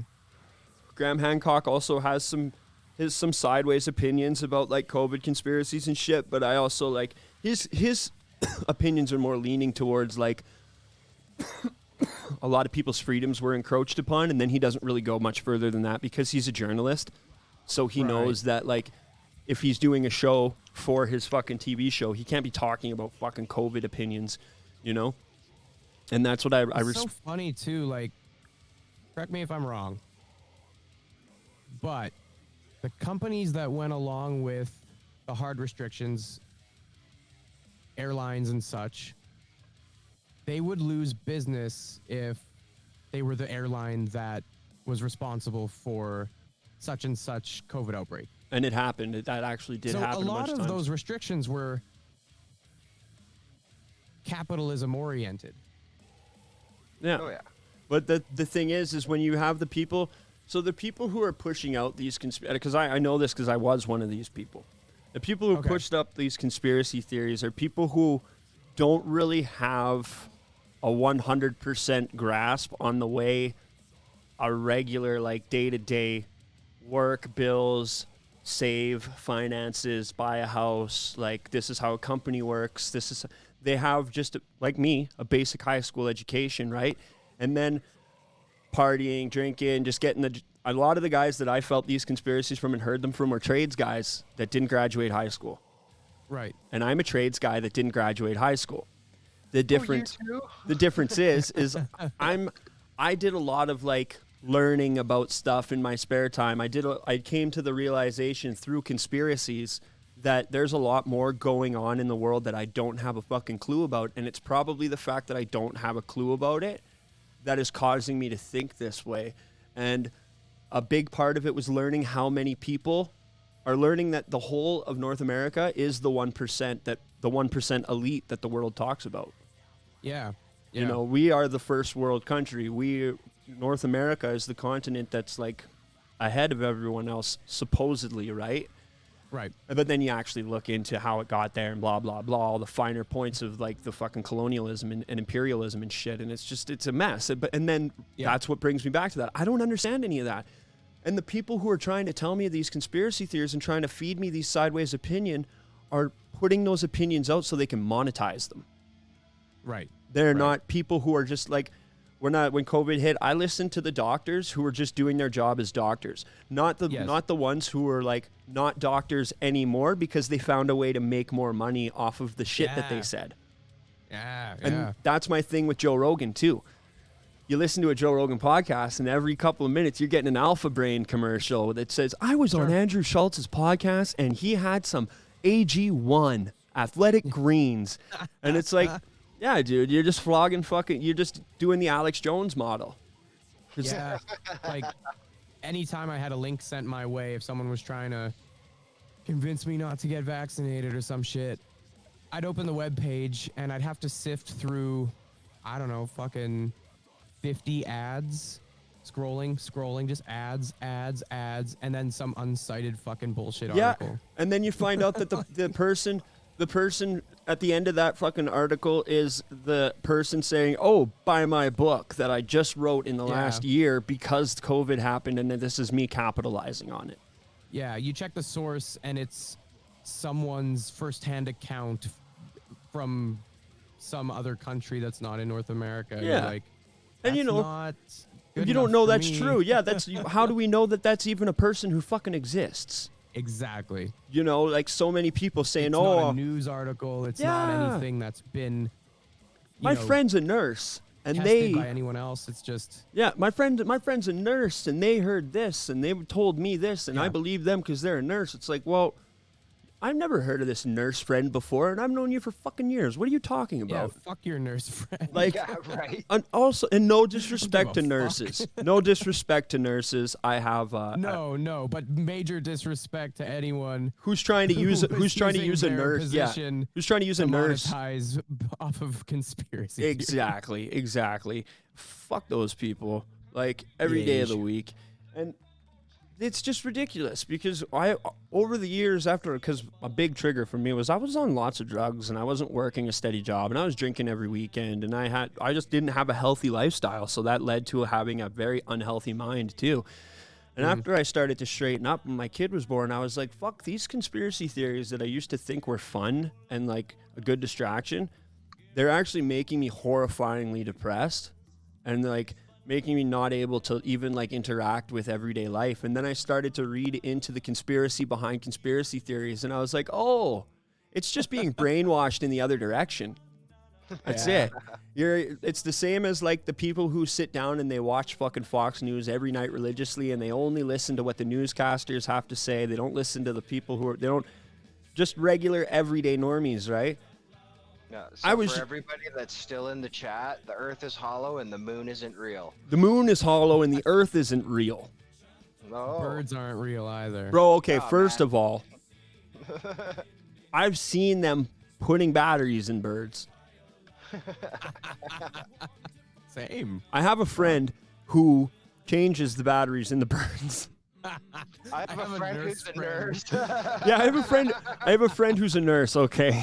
Who saw them changing the batteries in the birds. Bird batteries, right? That's why they always chill out on power lines. That's how they recharge. That's how they charge, right? It's like a connection when you like put your earbuds into the Have you right? touched a power line? Have you seen what happens when you touch a power line? No. Actually, nothing if you're not touching the ground. Shut also. up, Jameson. I mean, you get out of here with yes, your everybody. Logic. Okay, everybody, go touch a power line real quick. We'll wait. yeah, real quick, one time. When you're done doing that, doing it too. When you're done that, trash talk power line challenge. Oh my god! Shh, no. Yep. I want to see death. Ryan behind the power line. Yeah. Ryan, give me a boost real quick. Yeah. Holy shit. Hey, I'm Nate Trash. This is Trash talking. Oh fuck. Okay, now here's another thing too. Have you seen this? Merch cuts, bands and merch cuts at venues has been a problem for a while. We're all aware of that. Yeah. We figured that out. Like, we never got a merch cut until we were out on the road with like Soulfly in 2019, and then we were like, "What the fuck is this?" Yeah, right. And now there's bands that want everybody to boycott the venues, and I think that it's a really bad idea because we're already running out of venues to play at. Mm-hmm. What do you think about this? How do you feel about fucking cover bands playing regular shows, Jameson? Power to them if they're getting paid. Fuck. Yeah, you're right, but I really fucking they're getting paid a lot. Bastards. Yeah. They're a good time. You know, if I'm going out and there happens to be a band playing, I'd rather see a good cover band than some fucking band that I don't know anything about playing originals. Yeah, you know, I agree with that. After getting older now and like I go to a show to see specific bands. Yes, and if I'm at a bar and a band happens to be playing, I would rather them be playing like good shit and not just like, oh my goodness, is this some sort of like Japanese indie shoegaze footstep band playing well, on I'd like go to that on purpose. Well, yeah. Yeah, now that I think about it, we're doing a Japanese deathcore run and all those bands are sick. Shout out to Japan for being rad. Mm-hmm. Fuck yeah, no, cover bands have their place. You know, the more variety, the better. If you're just a Metallica cover band, you better be pretty fucking good. There is a Metallica cover if you're band a out of Def BC. Leppard cover band, your drummer better have one fucking arm. Exactly. I like that. They call themselves the only sanctioned Metallica cover band, tribute band out there. What are they? The band that Metallica copy struck and then apologized and hung out with? Probably. They're from BC, and like the guy looks like James Hetfield, and like his name on Facebook is like Chuck Hetfield or something. Ames Jetfield.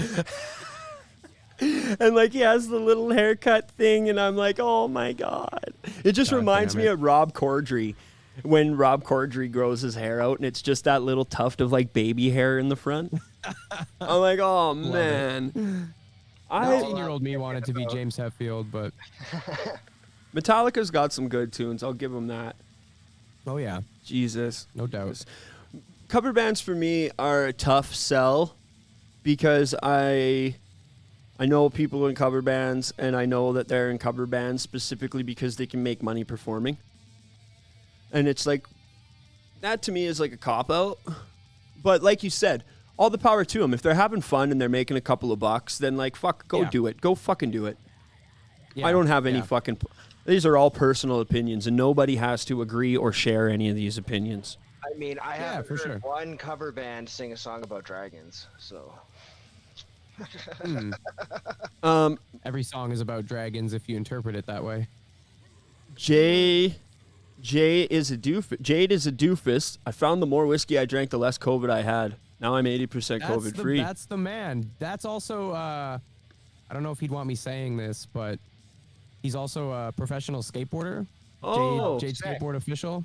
Sick. I'm a big fan of skateboarding. I got myself a fucking Vision Psycho Actually, stick. we might be able to find his video if you look up Jade Skateboard. Jadeboard. JYDE. This is happening right now, Penner. You did this to yourself. Hell yeah. And if he's talking about whiskey, he's on the whiskey too. That's what he said. He said a couple more black tooths and I'll be COVID free. It's the 31 year anniversary of Vulgar Display of Power. That's probably where the black tooth grins are coming from. I'm not There's gotta seeing be Jade Skateboarding. What the fuck? It had to have been on here. if he's skating for heroin skateboards, I'll shit my Hit pants. the chat if we're spelling it wrong, Penner. Come on, you little devil. You might have just got back on the whiskey. Oh, there we go. Might only be on Facebook. That's all right. I can pull it up on Facebook. Yeah, this is true. This is true. It's worth it. What am I searching on Facebook now? Jade Skateboarding. Yeah, Jade Skateboard.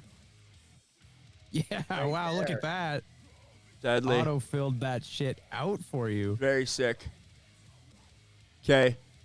Before we're going to hit... Oh, only 42 followers? Okay, you know what? Yeah, we're gonna it's kind of strange. 'Cause That's he's all really right. good. I know how to fix that. Invite friends. Invite all. 1,000 out of 1448. Wow, Hopefully look at get that. a couple. Look at that push. Hopefully get a couple out of that. I like Don't to like think. it yourself, though? Hit that like button. I wonder if that gets me following. Yep, following too. Perfect. Sweet. Okay, where's that video? Here's the one right here. Is that featuring Brenny the boy? Wow. Holy shit. Awesome. Oh, there's man. Brenny right there. There's the man right here, Brizzy and Brenny.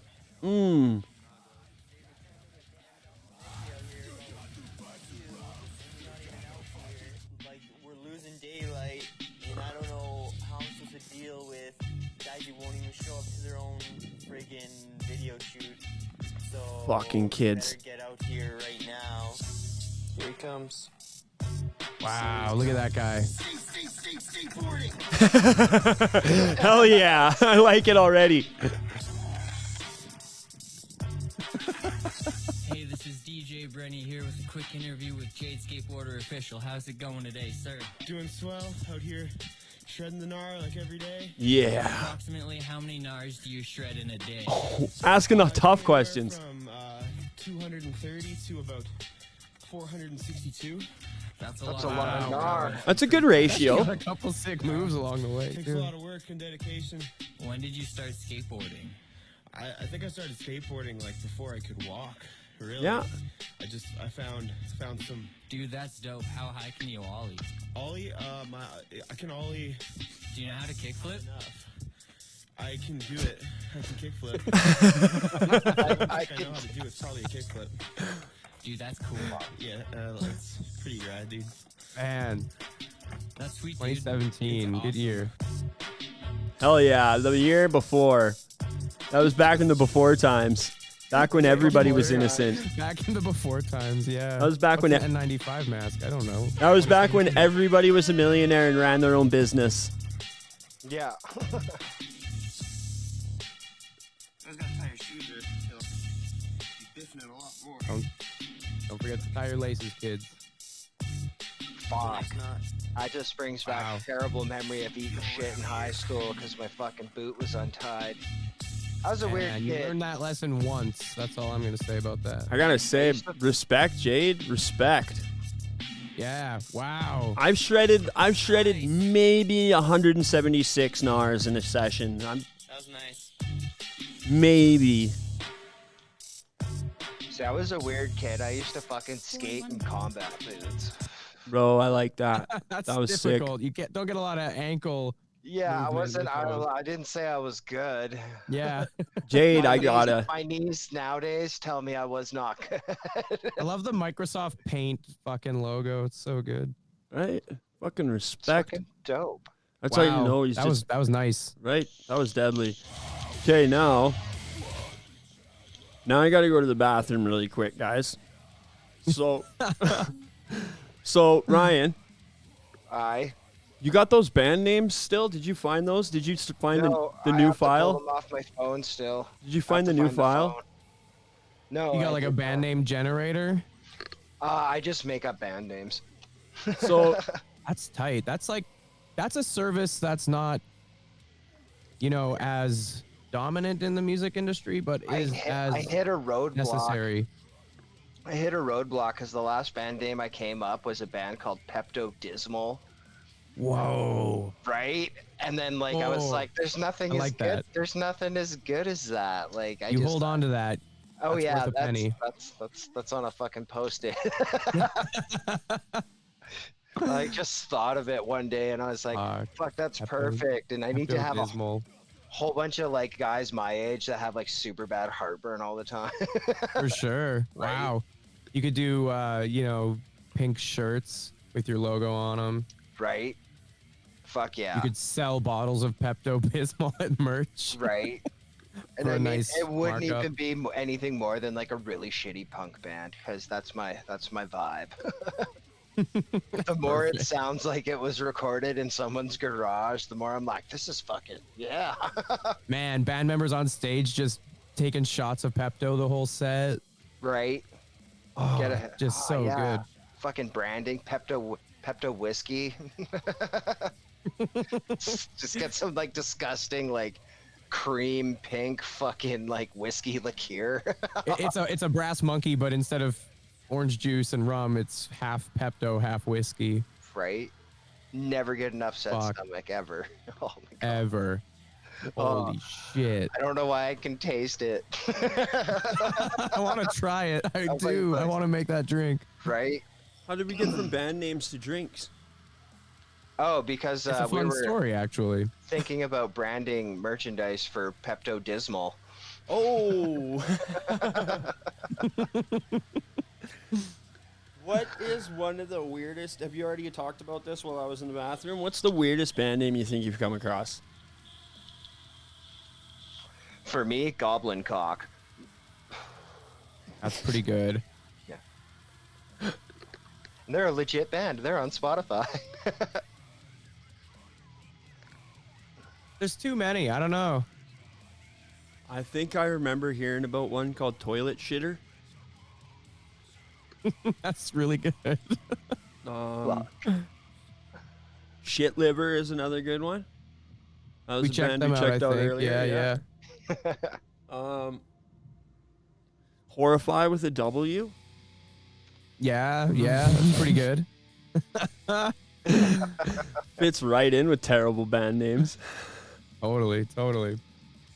How did you land on Damn. Arrival of Autumn? It's an Opeth lyric. Oh, Nice. Yeah, from Demon of the Fall. Okay, sweet. So we didn't name our band off a popular band's song title, but we did steal a lyric. I wanted to use a Misfits lyric. I can't remember which one it was, but I'm pretty sure I It's wanted. like, you know, we gave it a deeper meaning. Like, autumn is when shit starts getting depressing, everything dies. Yeah. You know, winter's coming. It's bad time. So we were emo boys. Yeah, you were. Yeah, respect. So I'm pretty sure it was the Danzig. It was from the Danzig era, the Misfits lyric. I think it was whoa, or whoa.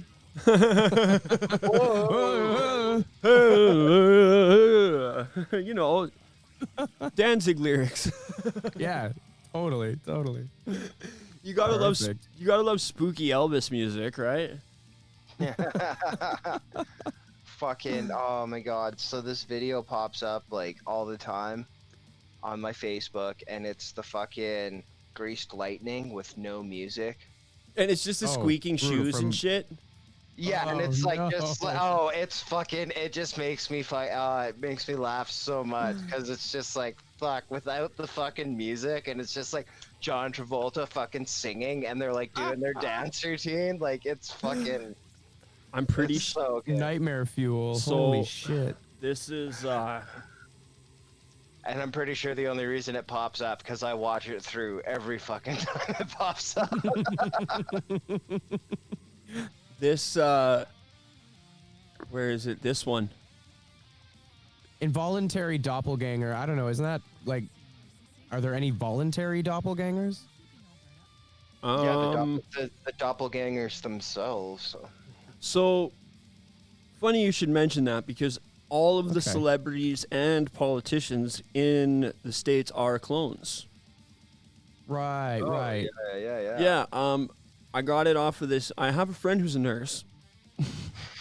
What's your favorite drug and why is it adrenochrome? Because the babies, man. I'm just a kid person, you know? I just love kids, man. I just love them. Oh, shit. I love harvesting it as I torture them to death. Whoa. That's how you get it? That's what we're talking about, Nate. That's how you get that stuff? That's how you get that stuff. I thought you just got it from Jerry down behind the fucking dumpster in L.A. Yeah, and I bet your diamond dealer says they're not blood diamonds, too. Yeah, that's... I bet your shoes weren't made off child labor. I know tons of kids. None of my super rich friends told me any of this. Our entire way of life is on the backs of child labor. I just got my money off crypto last year. Like, I don't know about this rich people stuff.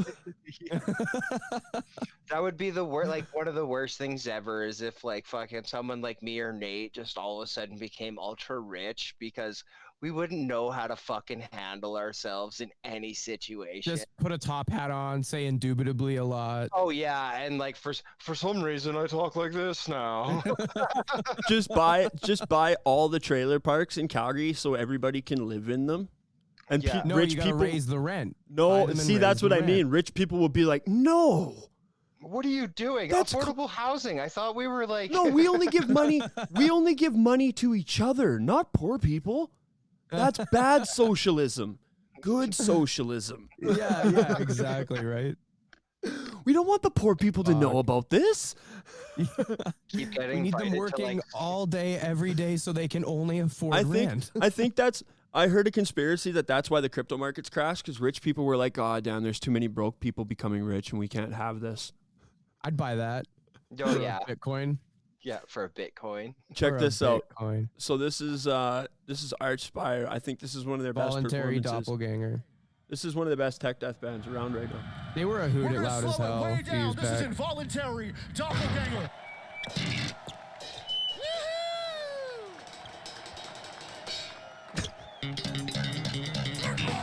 Circles! Okay, I think I understand. Think you get what's going on now? Dean just looks so satisfied.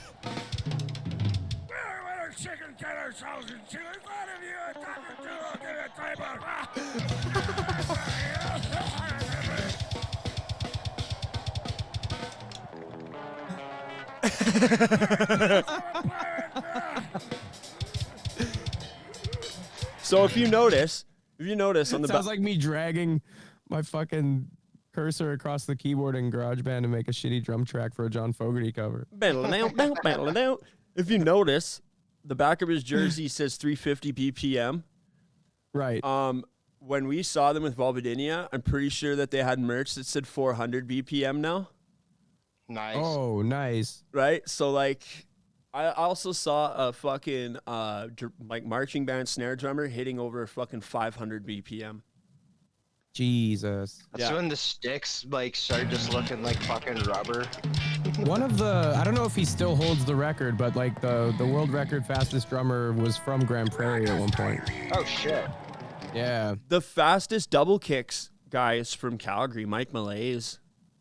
Crazy. Oh, really? Yeah, he lives in Vancouver, but he's from Calgary, and I'm pretty sure he's still got the world record for fastest double kicks. Wow.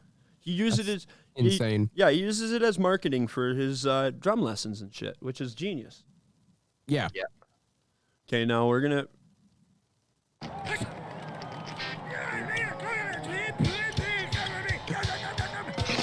This is posted. This is posted on their official YouTube page too. That's what got me at first. Like, wait, what are we watching?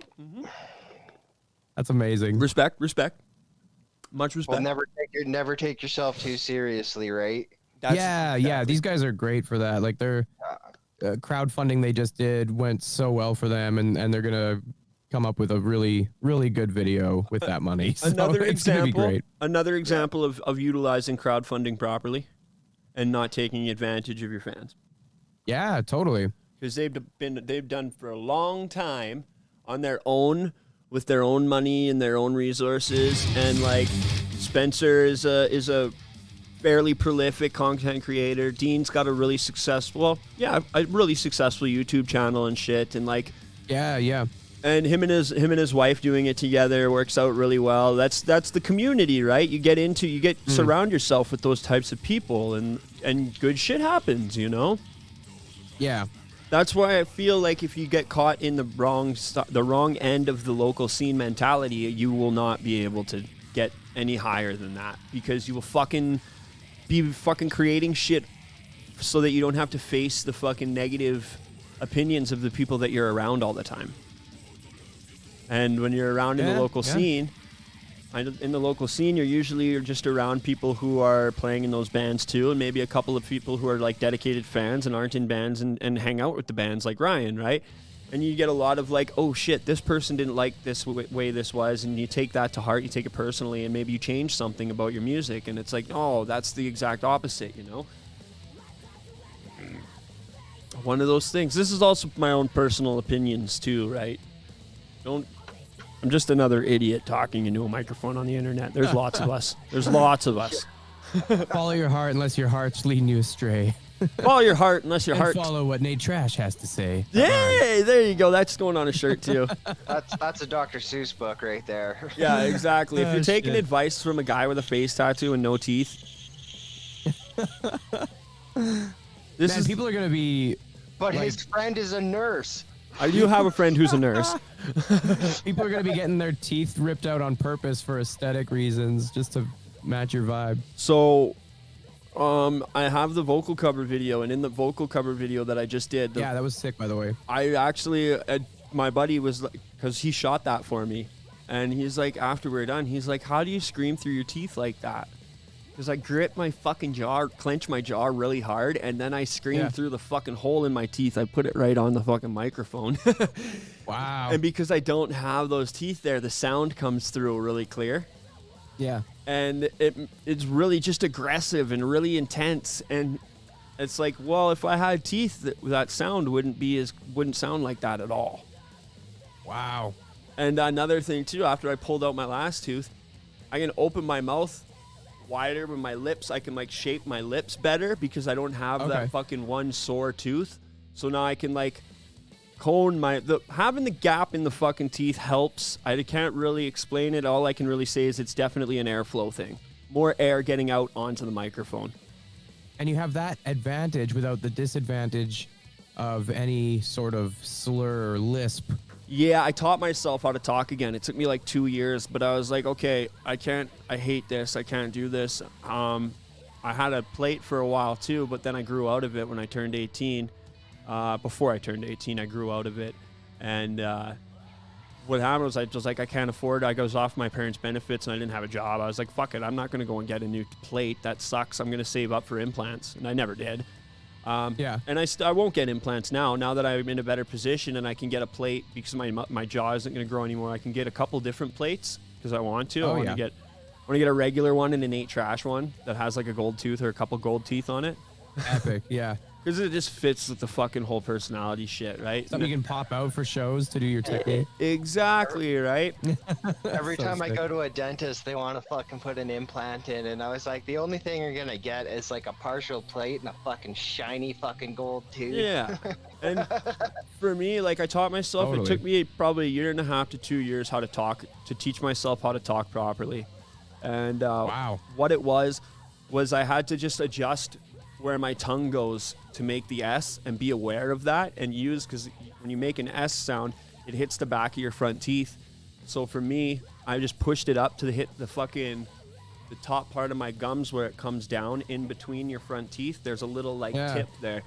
And that's where I make my S sounds off of, is the top of my gums instead of the back of my teeth, because I don't have any teeth. Wicked. And now it's knowing that, and how I did that was I would read out loud to myself.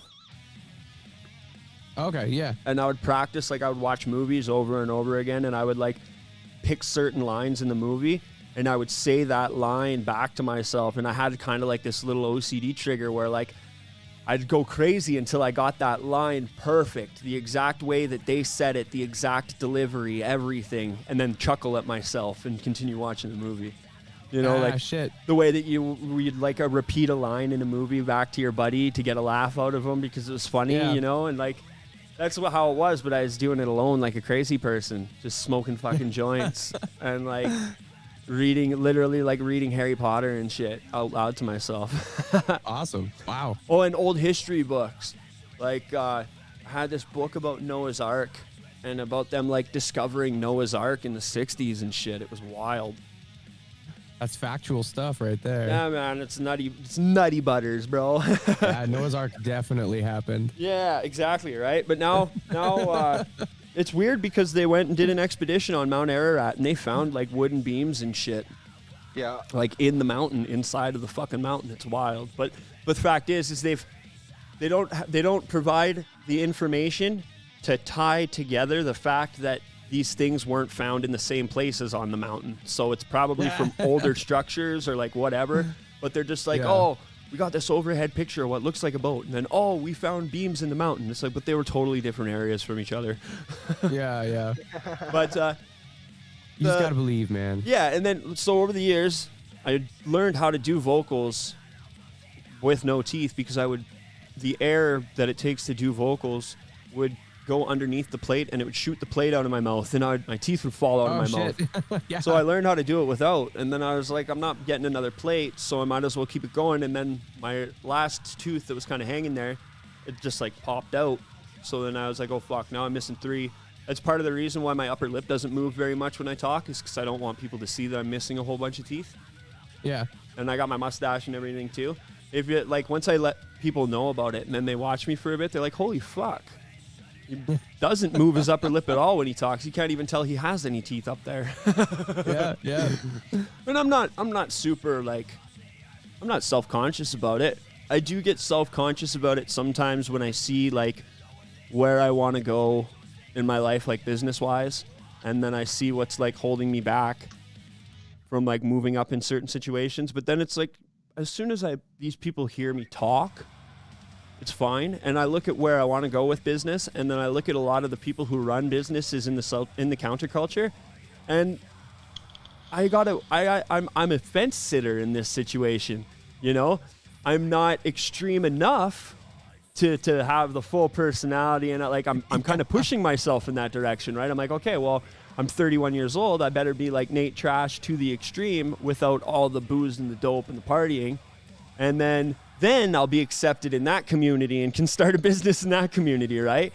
Because for me, I'm like a fucking blue collar guy, working the trades my whole life. I've been fucking on a construction site since I was a kid, like a fucking little kid, 6 years old, cleaning up shingles for my dad. And I never seen business for me was always like the big money guys are clean cut. They don't smoke, they don't drink, you see them handing out money at bars and stuff, but you never see them drinking anything other than water, and like they drive the nice trucks. And my family was always like, no, we don't get to be those kinds of people just because of our family, where we come from. We're all criminal losers. We don't get to be those people, you know? And my dad taught me about that class system, and it tripped me out. But, you know, still get a little self-conscious about some things sometimes, but everybody does. It's just the way life is. Yeah, the way true. brains work. I messaged Ryan, and I'm like, Ryan, Nate rules, right? Nate rules, right? Yeah, Nate rules. And he's like, yeah. I'm like, okay, doggy. cool. Oh, yeah. Sweet. Because I gaslight myself a lot. If it wasn't for Alex and Ryan, I probably would have quit doing trash talk and all this shit a long time ago. I think it's hitting. I think it's tight.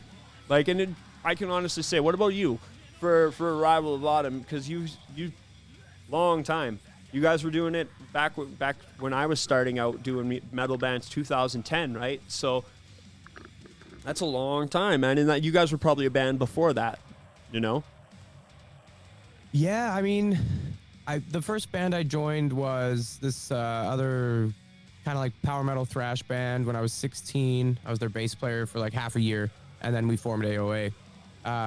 So I had a little bit of previous experience, but like Brenny and I have been jamming since we were like 14. So we've been jamming for a couple years by the time we actually got the band rolling proper. Yeah, see, that's like me and Andy. Yeah, and then we once we got the band rolling though, we didn't hesitate to branch out. We started playing shows in BC and Edmonton and Calgary, Red Deer, pretty much as soon as we could. Do you ever get the vibes of like, fuck, maybe we should quit? Maybe this band is doing this band's doing this. We keep missing out on this. Do we keep missing out on this because we're not as good as we think we are? No, that wouldn't ever be a deciding factor on whether we throw in the towel or not. Well, no, I'm not saying that. I'm saying, like, do you ever get those vibes, and do like they ever like pull you down when you're trying to work on stuff? Like, I'm not saying like as a whole band, just personally. No, not really. Like, because the bands who do have those breakthroughs aren't themselves chasing that breakthrough. It just happens to them. Mm-hmm. It's true. So, it's true. So you just got to see it that way. And that's one thing that I keep doing what you do. Yeah. That's one thing that I've started to realize is it's like I always go back to the old, like, the pirates were searching for the hidden treasure, but the real treasure was the pirate friends they made along the way. Hell yeah. And I mean, like, Lorna Shore is a great example, but they've been a band for a decade. Well, and they went through some vocalists, and they learned, and they adapted, and then they broke out. And like Carcosa is a really good example too, because Carcosa is an independent band still. They were Galactic Pegasus for a long time. Yeah. We played with them at Loud as Hell when they were still Galley P. Yeah, actually, Bana, they're finishing up their tour here right quick, and I'm pretty sure that I'm going to be hitting up Bana to come on the show and talk about some tour stories. Nice. Yeah. I've been checking in on them a little bit, making sure they're staying hydrated. Yeah. I got to get that water. Bana's another one. Bana's another one that doesn't sweat. Just like Jameson, they just don't sweat. They just pant just like Ty. You mean I sweat like a motherfucker. Yeah, Ty. Yeah, like Ty. They pant like dogs when nobody's watching. Yeah, those guys have been working really hard for a really long time, and they're fucking good, and they're humble. They're crushing it. Humble boys. They're humble boys. Yeah.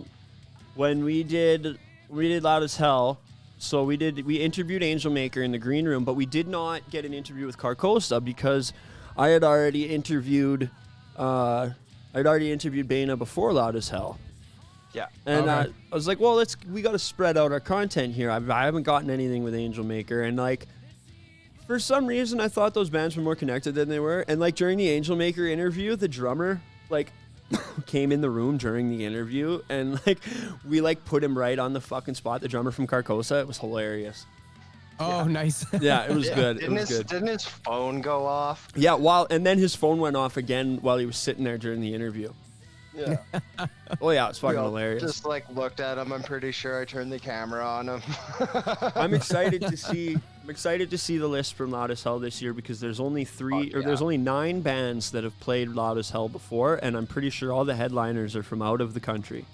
Wow. Yeah. I'm really looking forward to seeing the lineup as well. Yeah. And we I got haven't asked Jeff because I'm like, I'll see it when I see it, you know. I honestly, But- I've seen Jeff at all the walk-in battles here in Calgary, and I'm not asking him about it either. And like we've been in contact, and I put a couple of bands on a specific list, and like gave it to Jeff, and was like, these are the bands that I feel really, really deserve a chance at Loud as Hell.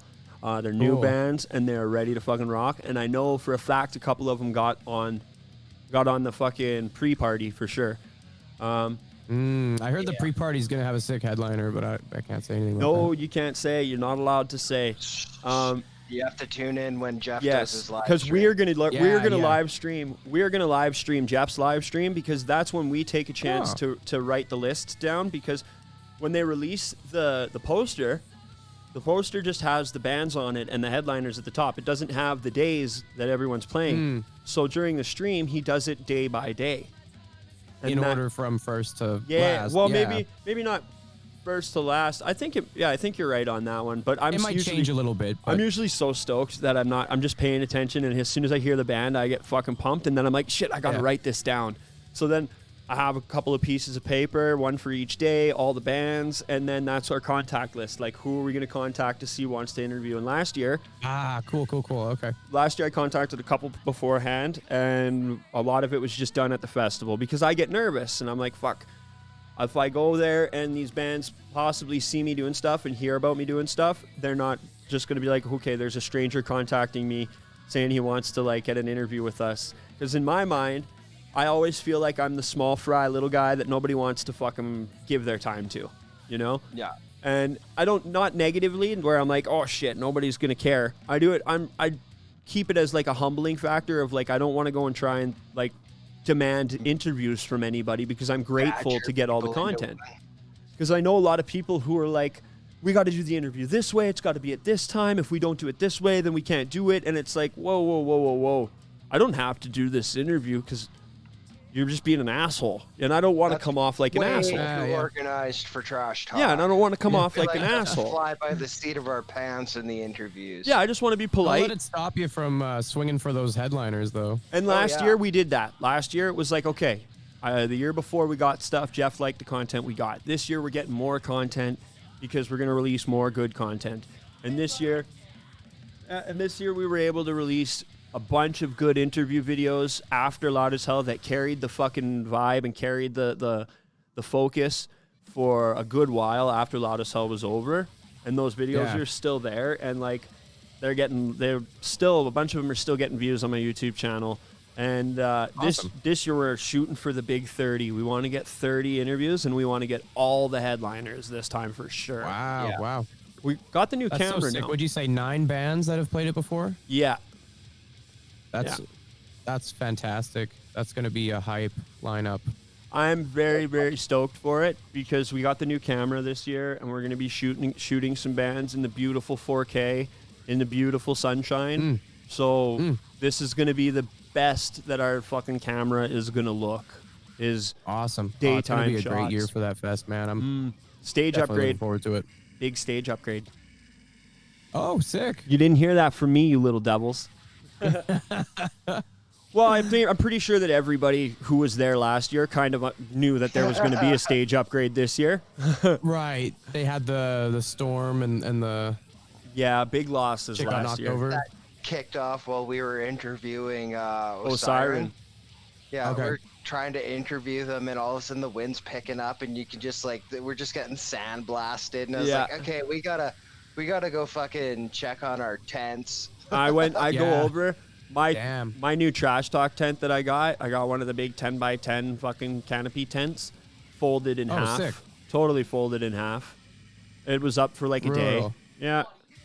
I just started running around flattening people's tents, like just pulling posts out, like Because Yeah, everyone's trying to just hold their tent. It's like, you gotta fucking flatten it. Yeah, it sucked. But we made it out, and everybody made the best. Everybody banded together, and like Juliet Ruin, shout out to Juliet Ruin. They gave up their set so that the rest of the bands could get back on track. Wow. Witchmane ended up having to shut down halfway through their set, and I really hope they're coming back again this year because they are rippers. You remember Tyrant's Demise, Jameson? Yep. This is a couple of the guys from Tyrant's Demise. Awesome. Yeah, vocalist and bassist for sure. Classic. Yeah, it's very, very rad. They actually had a rough go last year too, because just on the way out there, one of their friends passed away, and it was an old bandmate, and it was brutal. Very, very, very devastating stuff to hear. Yeah. But they still pulled through, and they're doing it. That's just life, you know?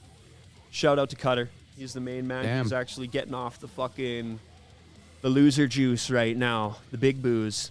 So, fucking rights. Fucking rights. So, this is the part where is there anything that you think we missed talking about, Jameson?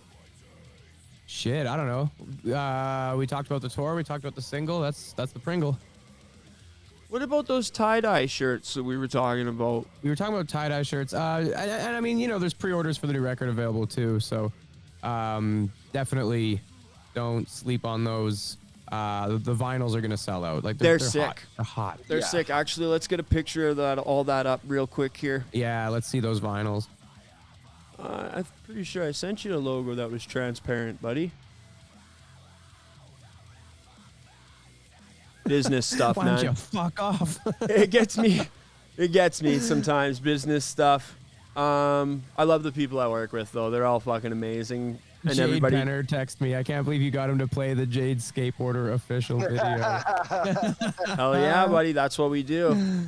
That's so great. That's Banana Man tier fucking trash talk content now for Yeah. Had to. It's been on my mind lately.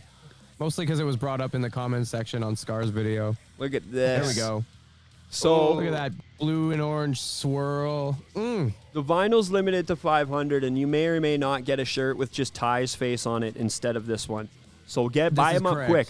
Buy them up quick, because those Ty so face limited shirts. to 500. So buy it before you can't buy it, because like look at that. That is beautiful. The blue and orange is sick, man. Like, is that gray? Is that like a smoke gray? Like eyeball. Is that like a bluish? It's so nice. It's so nice, man. Yeah, I haven't seen it. You know, it looks like in smoke. hand, It looks like smoke. It looks like this. It looks like the cover smoke, and then like the orange light in the background. Very rad. I'm digging the Children of Bodom vibes too, man. Yeah, we love our cloaked figures. You know, on the last record we had the Plague Doctor with the big cloak on. And then this guy, he's just a straight up collector of souls. You know, he's a real endgame shit. Like the buckets he's got going on are full of human remains. He's the bone quite collector tall himself. Nice. He's a big boy. You should call him Denzel Washington. Real Christmas Carol type shit. You know, he shows up. He's Denzel and, Washington, the bone collector. Yeah. He's the ghost of Christmas. Oh shit! Fuck. Yeah, there you go. Yeah. The ghost of Pissmas, because I just pissed myself. Yeah, because I just pissed myself. I love it. I'm on that 480 PP gang. Oh shit! That's going to be the next Horrify lyric video. It's just going to be pee pee poo poo pee pee poop. These aren't the words in the song. Even though the song has real lyrics, the fucking video is just. That's what the lyrics are going to be on the video. I think I might actually do that, Ryan. That's genius. That's really good. I like that. And then like the t-shirts are hot hype. Hot fire.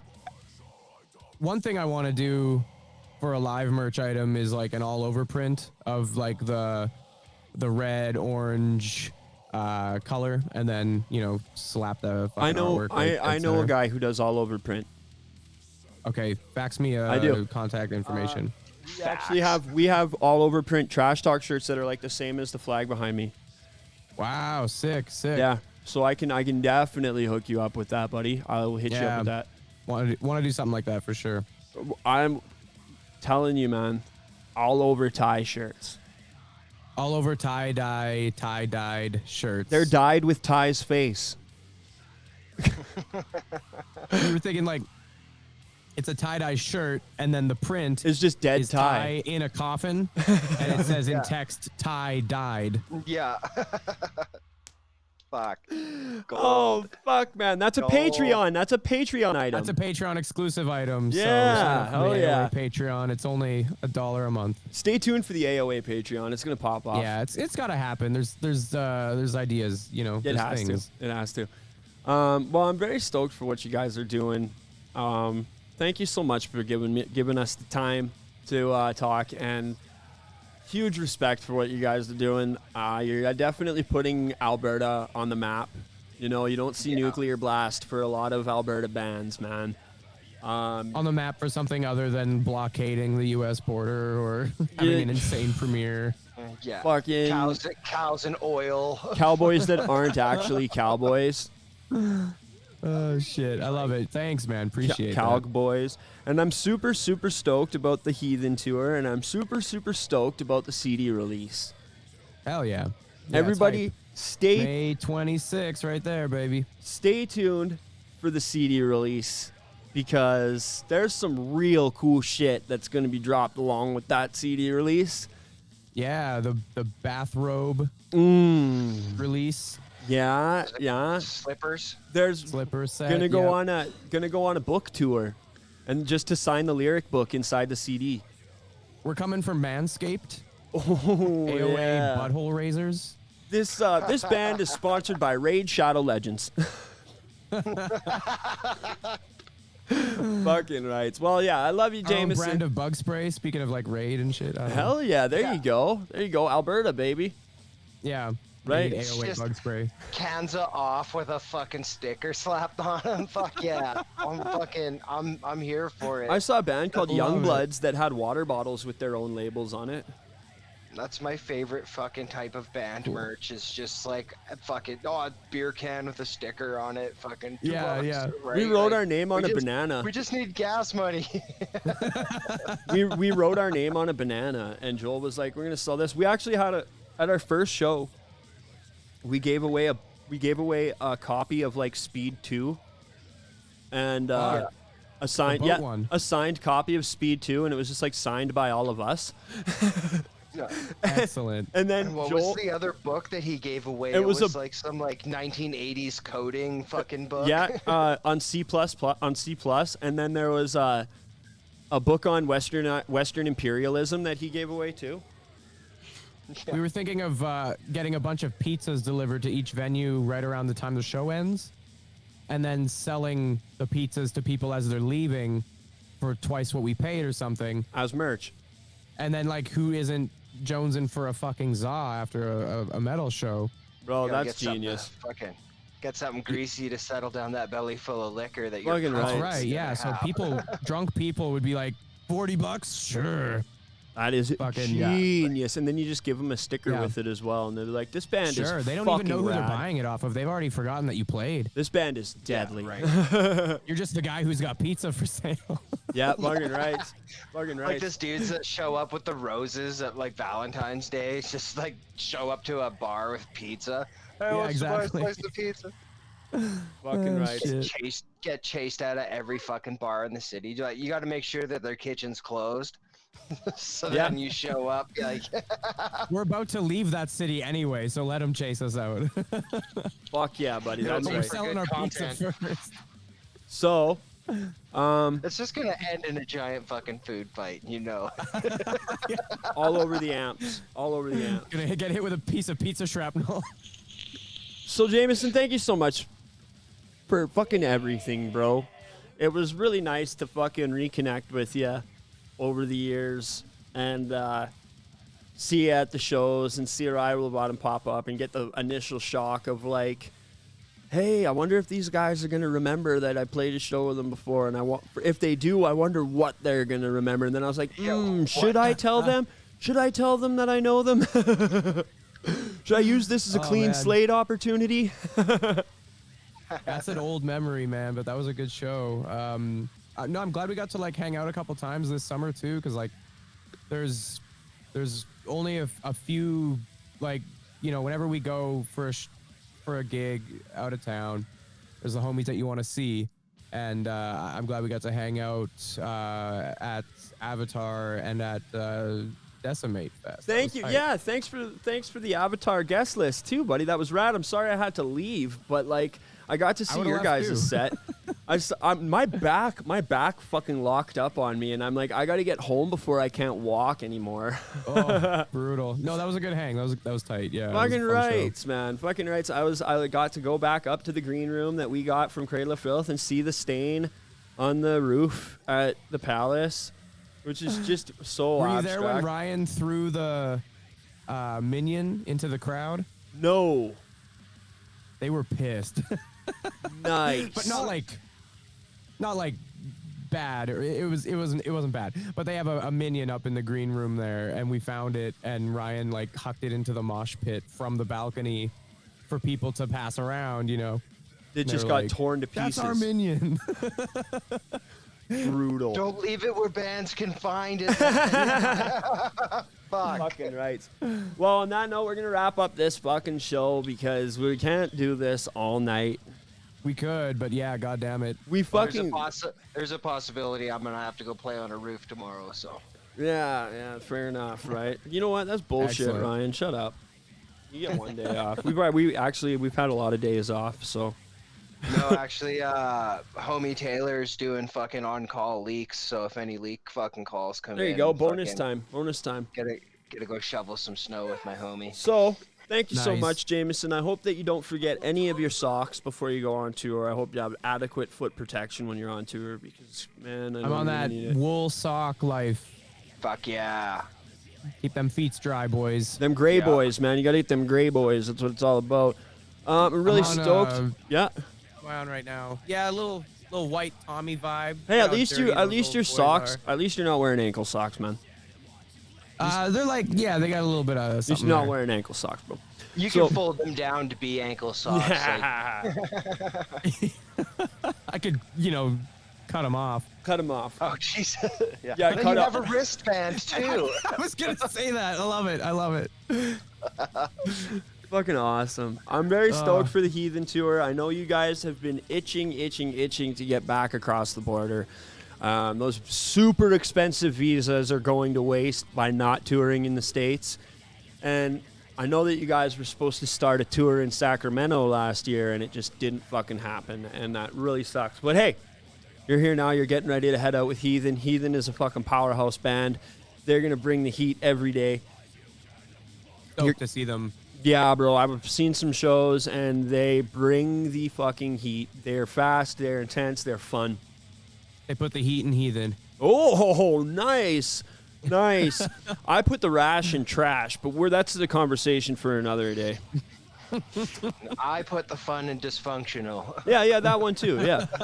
So, thank you so much. Everybody stay tuned for the CD release of Arrival of Autumn. I know they got I know they got more wicked stuff to announce to go along with it. So you're going to want to keep your eyes peeled for that as well. It's going to be fucking hype. Tracks, Going to be watch the hype. video, share it on your social medias.